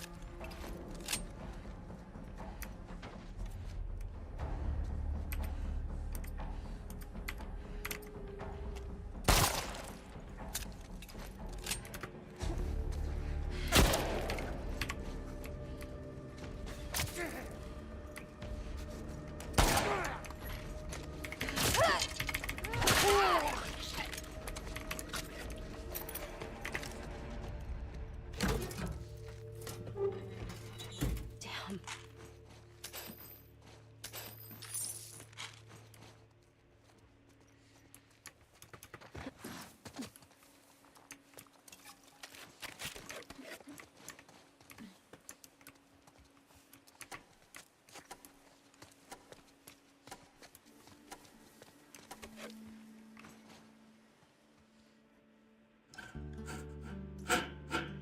I imagine with the North Korean food, hopefully I can get a video on it done tomorrow or whatever. I imagine with that North Korean food, the packaging is probably going to be more interesting to people than the food, because I'm imagining the food is not going to kill me, but it's going to be just quite bland tasting. But the actual packaging is quite interesting. Like, I definitely am not throwing away this packaging. I'm keeping it, you know, going to have to keep it sort of, you know, open the stuff carefully.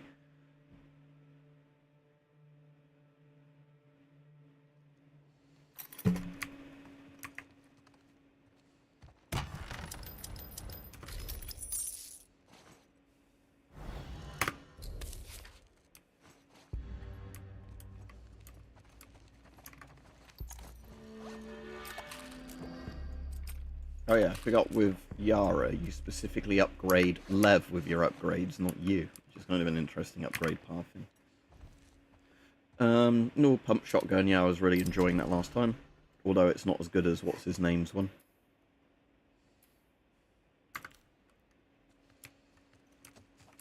I won't upgrade anything this game, I'll wait till next game and then I'll have a better upgrade for the shotgun.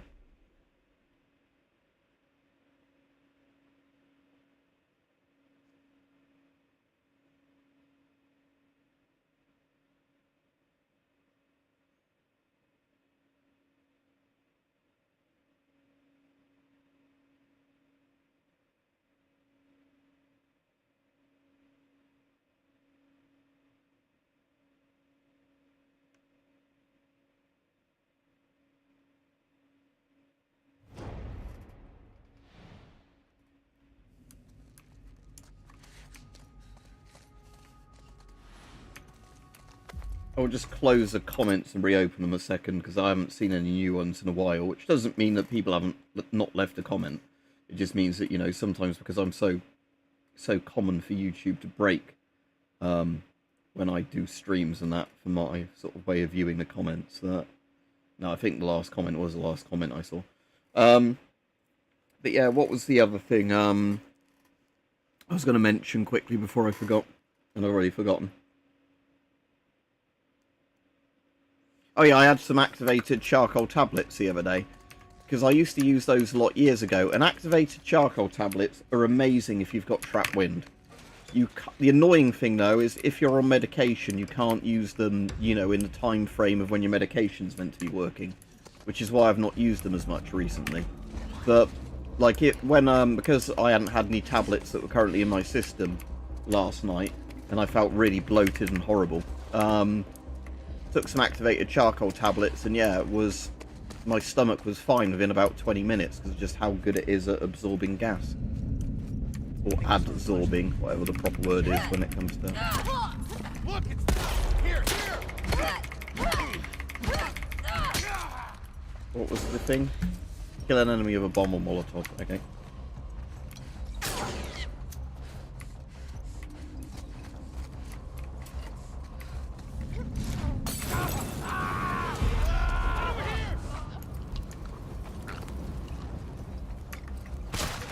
Oh shit. Has this got bloody mirror mode on? Yeah, it has.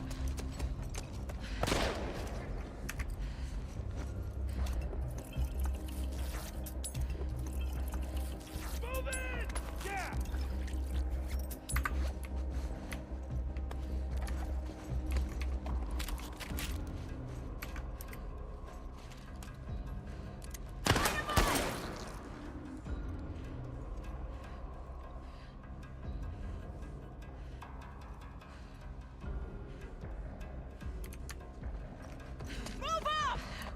Don't let her get away! Oh shit, where's that guy? That was seemed quite close.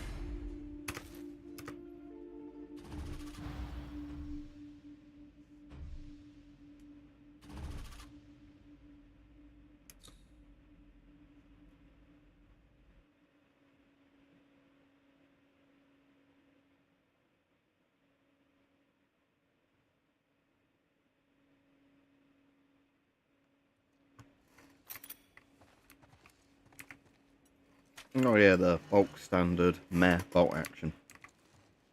That I never really ever use because it's just so...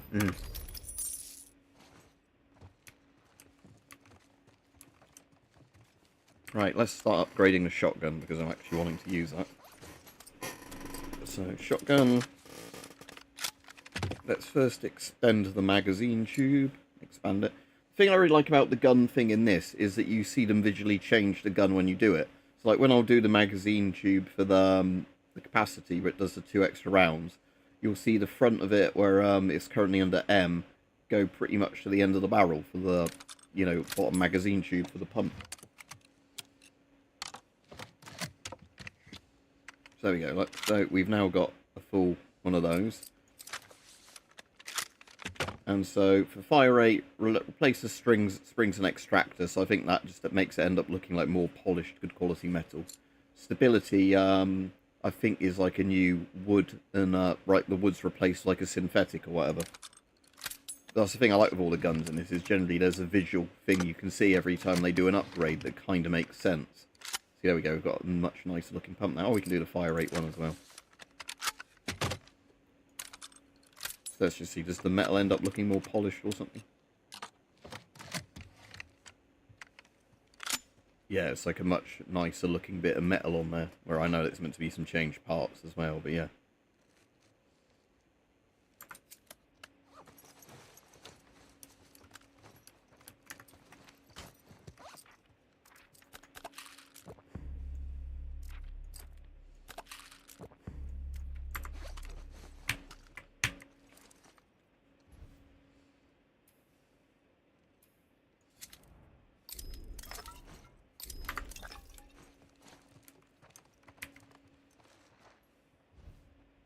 Right, TV station, capture, hospital. Holdout, I don't think I've actually had one yet for Holdout, so let's do Holdout. That's the one where I think you're meant to like defend a specific area, you know, like a zone kind of thing. So not like that hunted one we just had where the enemies keep coming in, you know, like sort of forever, and the idea is you just survive, but killing them gives you extra XP kind of thing. In this one, it's basically where more like a wave type thing, I think, where they attack you, where you're kind of meant to booby trap, you know, like a specific kind of area.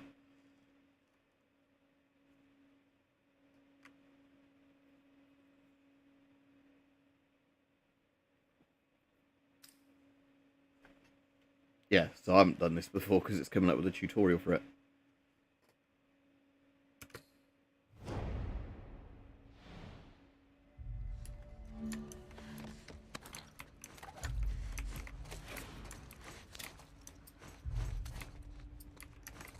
No, I can't craft traps as her, so, never mind. I've got max amount of Molotovs and health kits at the moment, so all I need to do is, just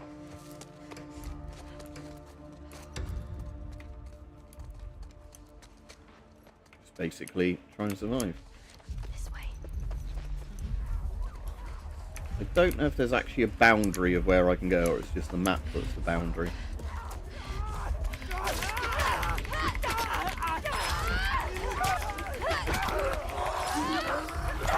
Oh shit, not one of those guys.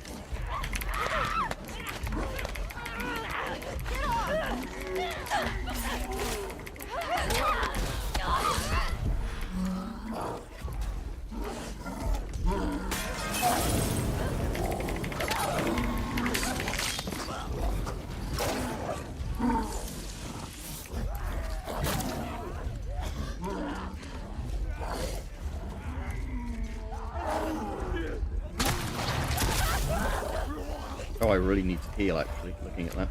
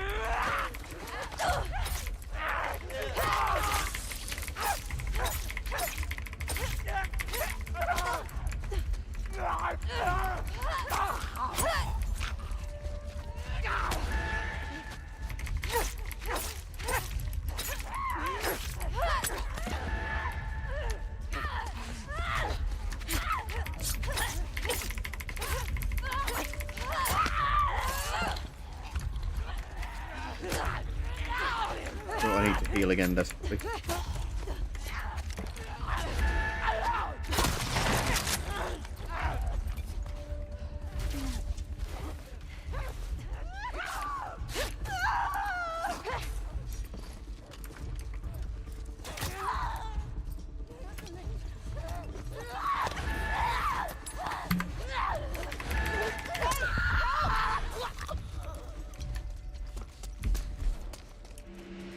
Right, there we go. Okay. So yeah, that's that one done. And those are actually quite difficult, those ones sometimes, just because you're relying, trying to not get your ally killed as well, or you fail. But sometimes your ally can be dumb as shit. Like, sometimes they keep a good distance and, what you call it, like, you know, actually stay out the way and just shoot from a distance while they, like, let the enemies kind of mostly go towards you, which is what you want. But other times you have to really babysit them because they just keep going into, like, the way of the enemies that,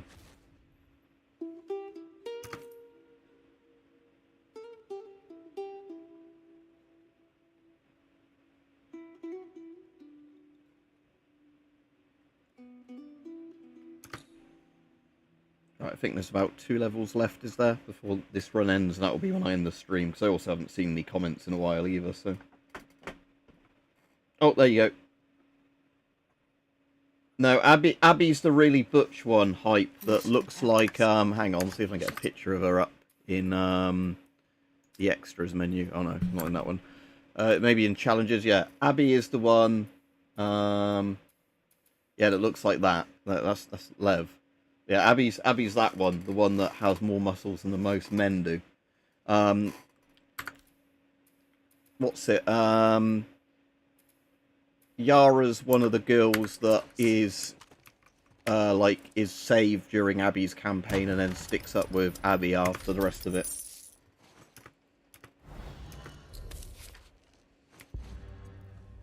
And Lev's her younger sister/brother, and it's not a trans fucking thing before people keep saying it is. It's because Lev is at the age where, because she doesn't want to actually be raped by men, is pretending to be a boy kind of thing. Even though in the Last of Us universe, I imagine there's lots of men getting raped anyway, but you know. But people keep putting that forward like it's a fucking trans thing. Yeah, so it's the sort of funny thing in this where people are like, oh, they made that character a trans person for the sake of them doing like the virtues thing. And it's like, no, it's because in a post-apocalyptic universe you probably don't want to look obviously feminine to, you know, horny killing men.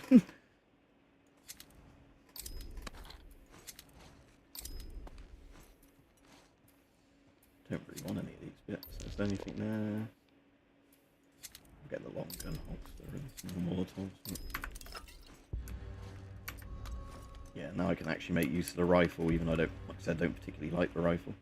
I suppose I might have some upgrade currency I might as well use. If no, I can't. Nothing I can afford to use the upgrade currency on. Right, yeah, 2 levels left. So, Assault, that's the one with the car park, I think, Forest.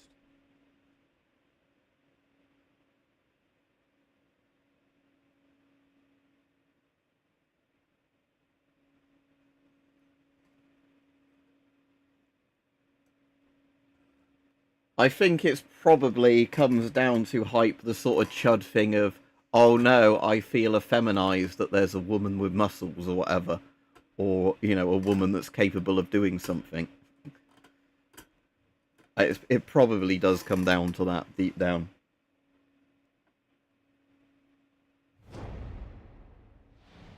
Yeah. Oh, actually got a bit of FPS drop there. Well, I was saying that the game's only running about 35 FPS, but I think that's because I'm streaming it.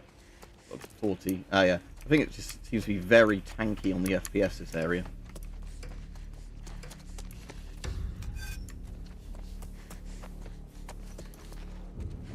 Yeah, this is the worst FPS I've actually had so far in the entire time I've played this. This music reminds me of something as well. I'm trying to think what it is. Dun, dun, dun, dun, dun. Probably Mad Max Fury Road a bit. But...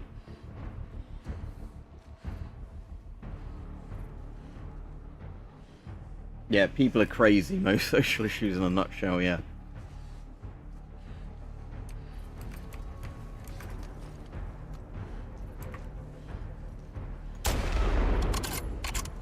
Oh, dogs again. Oh, hi, doggy. I'm working for the ATF.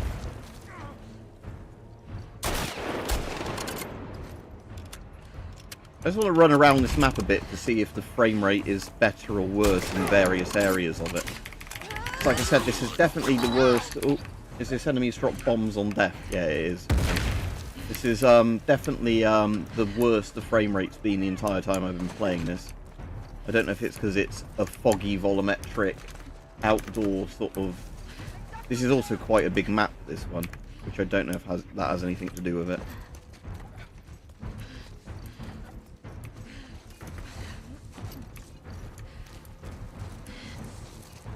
Yeah, the frame rate is actually improving as I move away from the car park.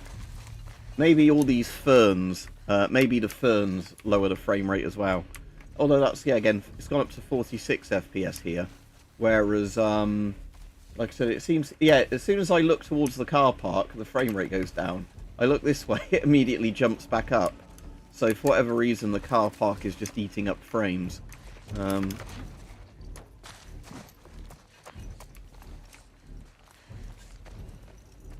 I'm going to actually have to see if I can find a fucking soundtrack to get at this.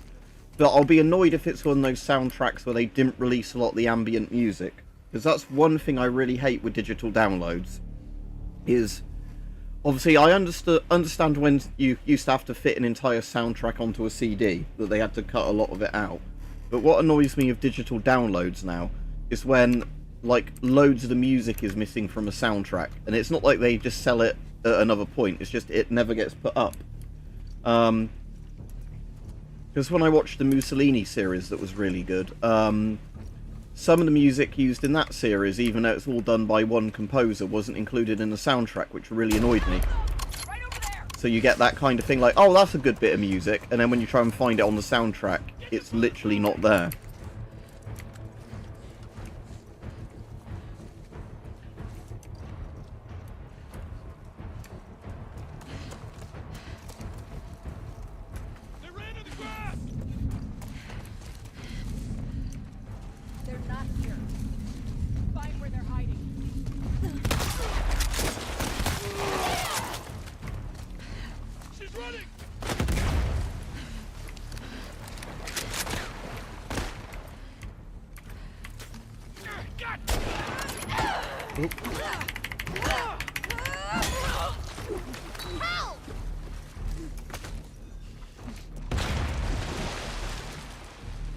It's not a movie, it's a TV series that came out recently. It's called M, Son of the Century. It's really fucking good, but it's very stylized. So it's, the music's by one of the guys from the Chemical Brothers, Tom Rowlands. The cinematography is really fucking weird, but I quite liked it. It completely breaks the fourth wall all the time. It's very Shakespearean House of Cards, where Mussolini keeps basically talking directly to the camera. But yeah, it's very good. But like I said, it's just one of those things where, annoyingly, you know, the entire well, not the entire soundtrack. They did a digital download of the soundtrack, but one of the tracks I really liked from the series wasn't on it. There's like a variation of it on the soundtrack, but not the version from like the episode, the March on Rome episode I really liked.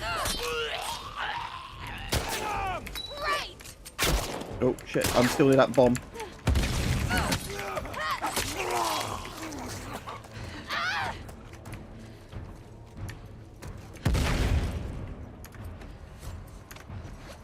Yeah, it's definitely worth watching. I know there were quite a few people saying in the comments when I was looking on some of the clips from it on YouTube that apparently no US service picked it up to do streaming or showing it on TV. That, you know, like most European countries had it because it's just subtitles for whatever your language is. It's all in Italian. But yeah, there were quite a few people saying that just in the US you basically can't watch it without pirating it by the sound of it sadly. I don't know if that's still the case, but...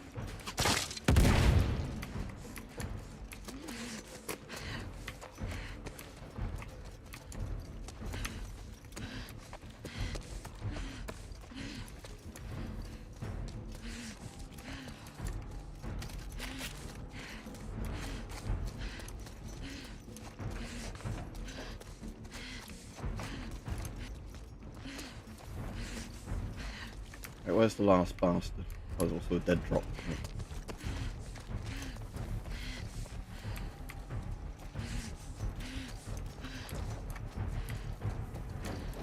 Yeah, I just don't know why the frames are awful in it. I know the lighting is lovely, but that might be why there's just too many... Oh, fuck, there they are. Well, it's a woman, but, yeah.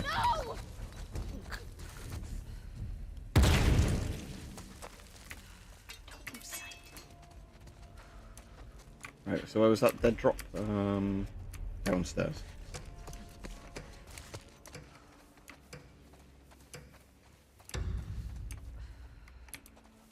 Okay, that's a bit annoying. In my area, there is a good thing that now we're having really good, actual proper fibre finally being put in. So that will be like a 6-month infrastructure project that should have already started by now. So we're definitely switching ISP as soon as that's done. But yeah, it's just, you know, I should finally get like 100 megabytes, not megabits, you know, plus upload and download when that's finished. Because the expected speed is 900 megabits upload and download by, according to this ISP, when all the infrastructure projects finally finish. Because, you know, as much as we were complaining about labour earlier, they are actually paying to have remote areas upgraded to good internet now. Because I think they realised it's hurting, you know, business in the internet age to have lots of places where people just don't get mobile phone signals or good landline speeds. Yeah, we technically have fibre optic. We're on a fibre optic package at the moment, but fibre optic doesn't go all the way to the house. So fibre optic goes to my village's exchange box, and then the rest of it's on copper wire, where the new ISP is doing completely fibre optic lines, basically from the fibre optic cables already on the dual carriageway that's half a mile from my house, say. And then they're basically digging up trenches and putting fibre wire into every house, you know, so where your ISP would connect your line to your house or your telephone signal, that is now being completely upgraded to fibre, not the old copper wire system.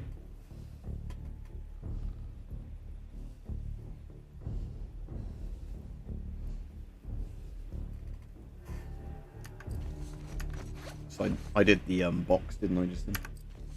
Stun 3 enemies by shooting below their knee. That one's actually really difficult to do with aim assist turned slightly on. You almost need to completely turn aim assist off to do the shoot them below the knee thing, because look, if I try and demonstrate that. Oh, I actually did it there, but a lot of the time it just seems to always creep up to their chest when I try and do this. It did it again there.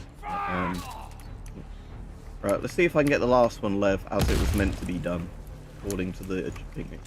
Right. No, come on. No, oh, didn't get it. 2 or 3.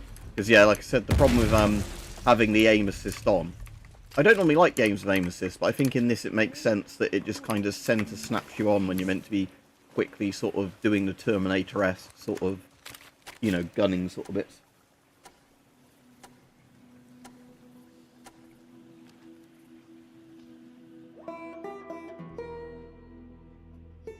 Yeah, the problem, like I said, we have in my area at the moment is that if you live very close to the exchange box in our village, you get very good speeds.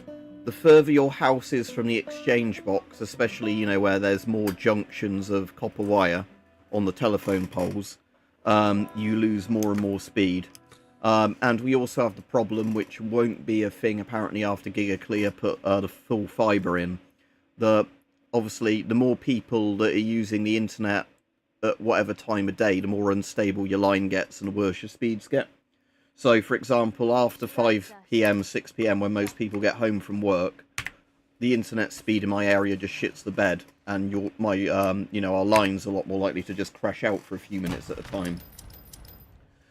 Because obviously there's more strain just being put on all the, you know, like the one copper wire that then, you know, goes to a junction that then connects to a load more houses.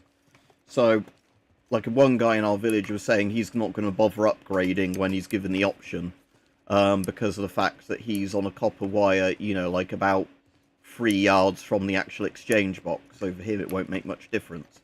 but to nearly everyone else in the village, you know, once you're a few yards plus away from the exchange box, it will definitely make a difference.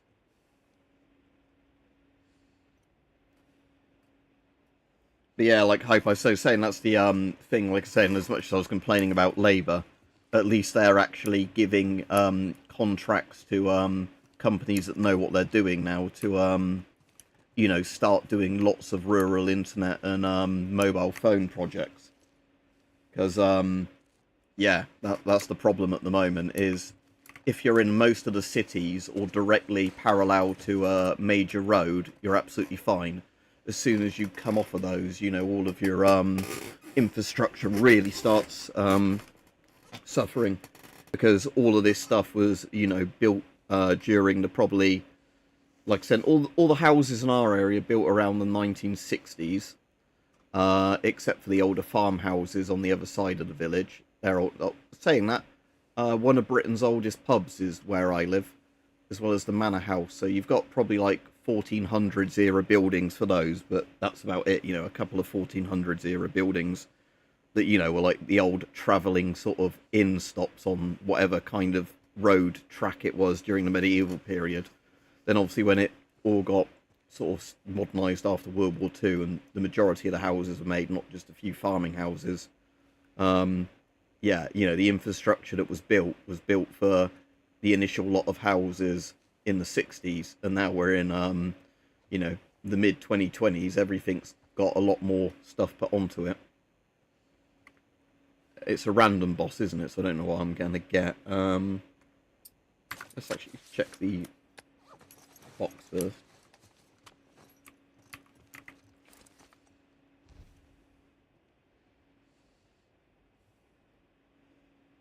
Yeah, but I suppose, at least with China, they are trying to obviously elevate people out of poverty and that, aren't they? Like I said, the weird thing with Labour is they've been doing some very anti-socialist stuff, which makes no sense, because Labour's whole gimmick as a political party here is that they're a more socialisty party. But they are at least seeming to do some, like, 20-year overdue infrastructure project kind of thing, so...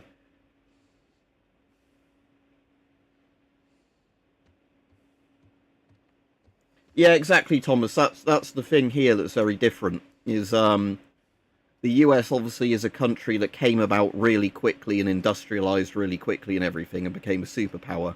But it's obviously a relatively young country, other than like the Native Americans and everything. You have obviously, you know, it's only when you go back to about the Mayflower and everything do you have sort of the white man, if you like, and all that coming over, sort of how you'd think of a modern civilization. Yeah, where the UK is just kind of, and like lots of Europe is just kind of, yeah, all that shit's there. You know, there's Neolithic shit over here as well, like Stonehenge and a load of the old Bronze Age forts that are still kind of there. You know, you can go and see where the mounds of them still are. Again, and I suppose it's very similar with China and lots of other countries. There's kind of lots of really ancient shit that's just kind of still there with all the modern stuff trying to go on. But the problem we have in the UK is because with the US, what really helped the US and Canada is they were built pretty much on a clean slate kind of thing, where, you know, you could go over and start building, whereas the UK has that problem that we're forever having to try and get rid of stuff to then renew stuff, if you like. Whereas, that's the funny thing, like, the joke is that, you know, when Hitler bombed, London during the Blitz, we were stubborn enough to build it back the way it was, rather than building it with a proper grid system, which should have actually been far better.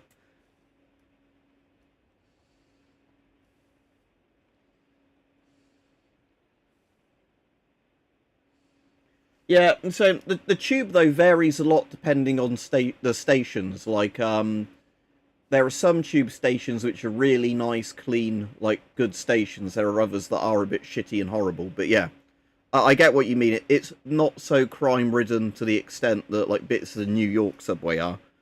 But yeah, sadly, I think London is one of the only cities in the UK that actually has an underground.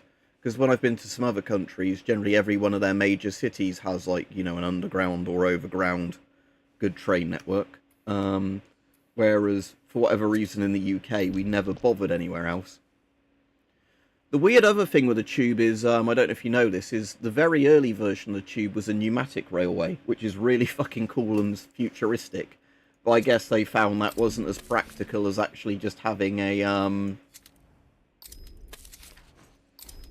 you know, like what we've got now kind of thing. I've only been on that once when I was very young, and I remember it being bad then, the Paris Metro.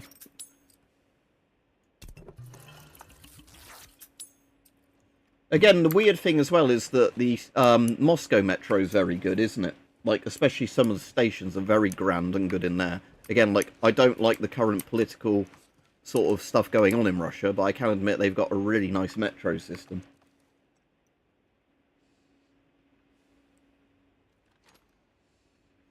I assume it was some sort of sealed tube, but yeah, that they did originally have a pneumatic railway in a couple of the stops, and then again, like obviously, just because of the practicality of connecting it to other stops, they just made a regular train system through it.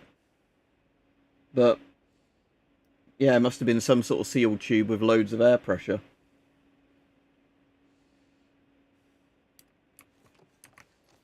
Right. I've got spare parts to use. I need to use them or lose them before I do this boss. And then once I've done the boss, I'll head off. So the shotgun, I've done everything on because the shotgun's great. I'll do draw speed for the bow. Then can I afford anything for anything else?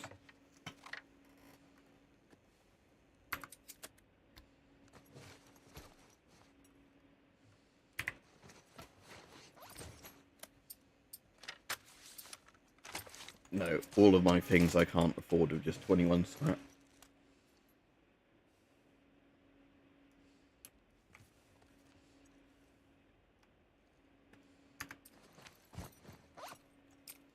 Alright.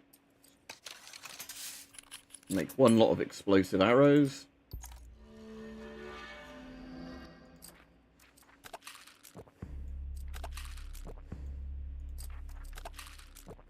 Right, I'm going to be as ready as I can be, I think, for the boss that's coming up. Can't craft anything else, there was nothing else I could buy on there. So I have the explosive arrows first. We have got some Molotovs. Once I've used the explosive arrow, I'll swap the bow to the shotgun, or I'll swap that bolt action to the shotgun now, and then I'll swap the bow to the rifle. Right, so I don't know what boss I'm getting, so I'm just going to have to hope that my loadout isn't shit for it. Yeah, the thing I do like of a lot of Soviet engineering and British 50s engineering was very similar, was how much it was built kind of crudely, but designed so it was retard-proof. You know, like soldier conscript-proof sort of thing. So, like, a lot of the old American gear is much better in terms of its capabilities, but it's easier to break. Oh, fuck, I've got the rack king. I don't want the rack king again.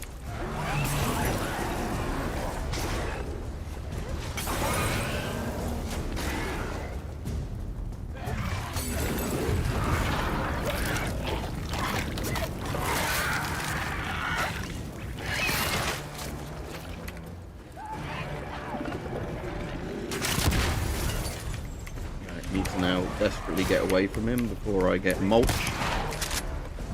Oh. Yep. Oh, have I gone to a dead end?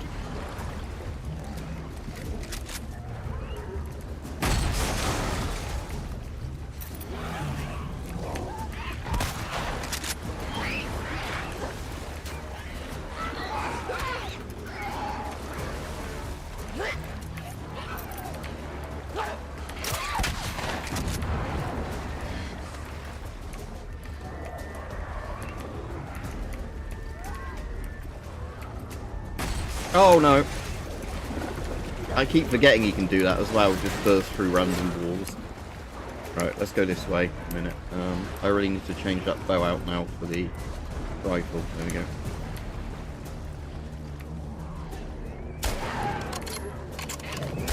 Right, that's the little one dealt with. No, don't reload, don't reload.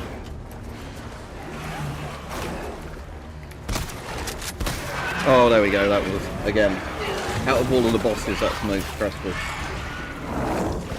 Yeah, exactly. Type 75 Geiger, yeah, literally a big green brick. Same, yeah. Again, it's like the Soviet DP2 and the British Mark II Radiac are both those sort of solid bricks that you could literally smash somebody's head in with and they'd still work.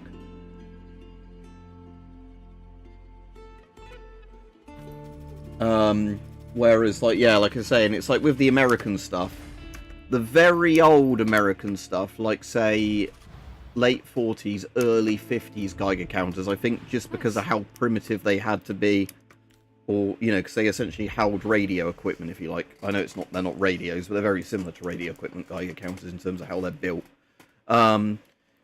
Those were kind of durable like the Soviet and British ones, but what you tended to see with the American ones very quickly is how much they started moving to, like, lightweight user carryingness and, you know, like, advanced amount of features. So, like, yeah, so I think the US CDV series is the last of, like, and they're civil defense, not even military. They're the last of the US stuff being built durably in that sense. And even the CDV thing, sadly, I've broken some of my own CDV units just from some of them falling not very far, you know, where maybe they were shockproof to the, you know, factory spec back in the day. But, like, you know, I've had, like, one of my CDVs fell off of a thing that was not even a meter high, you know, onto carpet, and it was fully sealed, and that fucked the ammeter up in it. You know, it broke the ammeter. So again, it's that sort of thing that, and like the ones after the CDV are even more like easy to break, because a lot of the ones you see on the surplus market always have common faults where the, you know, weak points break easily.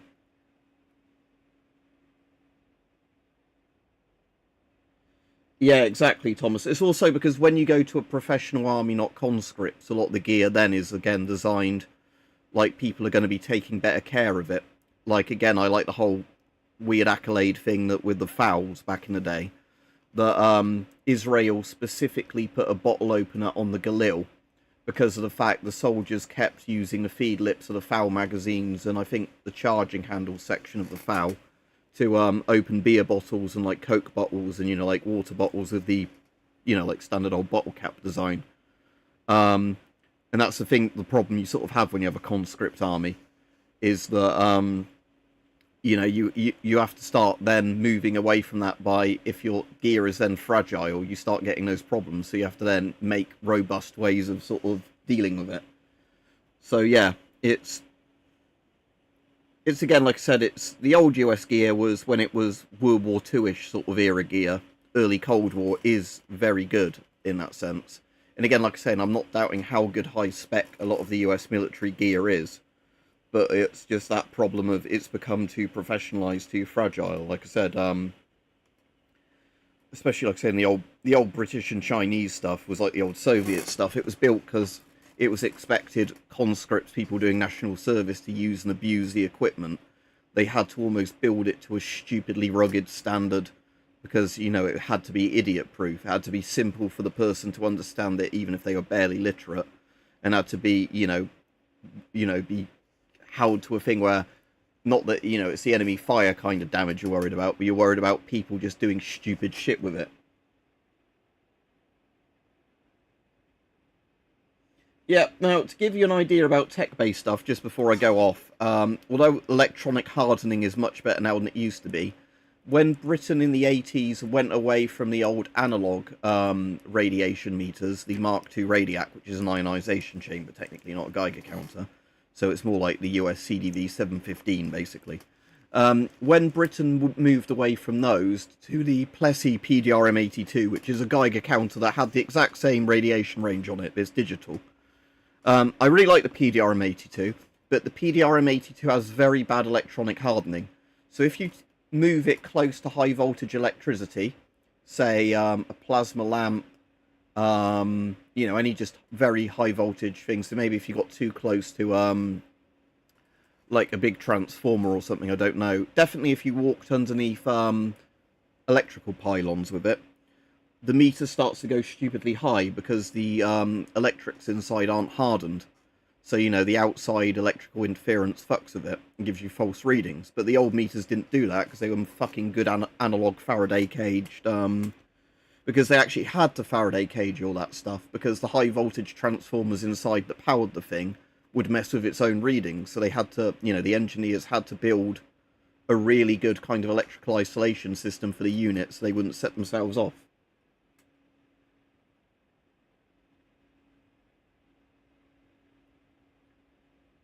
Yeah, that's the same thing.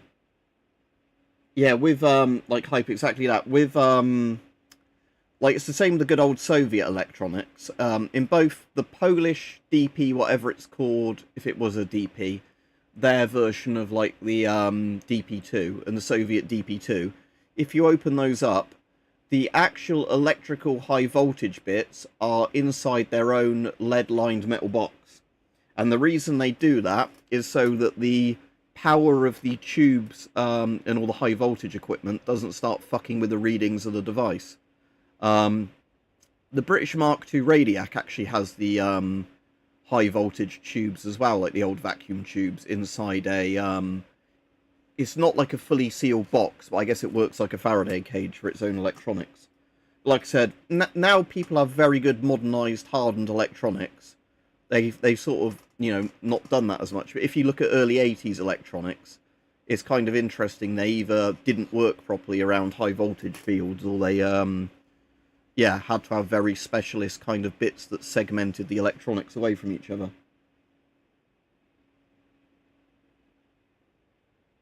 But yeah, that's the problem, the plastic housing on it, is that, yeah, it's just that on the PDRM82. It's much more lightweight, it was waterproof, you know, it was apparently fairly decently shockproof from dropping it. So, all in all, it seemed good compared to the, you know, like the Mark II it was replacing, and essentially the MD3. Although the MD3 is just a retrofit they did later in the Mark IIs. But the problem is that, yeah, it is just not electronically hardened. So, especially like if you're around X-rays as opposed to just gamma rays or whatever, where there's high voltage equipment that's pumping those out, they just completely screw the meter. Because with the PDRM82, if you get an electric arc lighter, you know, just the ones for lighting cigarettes, and you turn that on within a few inches of it, the meter, yeah, just goes crazy because of the fact that, yeah, like I said, the frequencies from that electricity or whatever, I don't know the exact science of how it works, just enter the meter and start obviously pumping currents through some of the wires they shouldn't be going through. Anyway, that will do me for streaming this today. I think I've streamed like 2 hours, haven't I? 147 minutes this session, so there you go.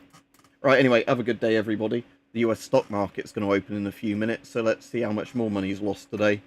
Because, you know, I know a lot about economics. I know a lot about tariffs. Right, have a good day, everyone.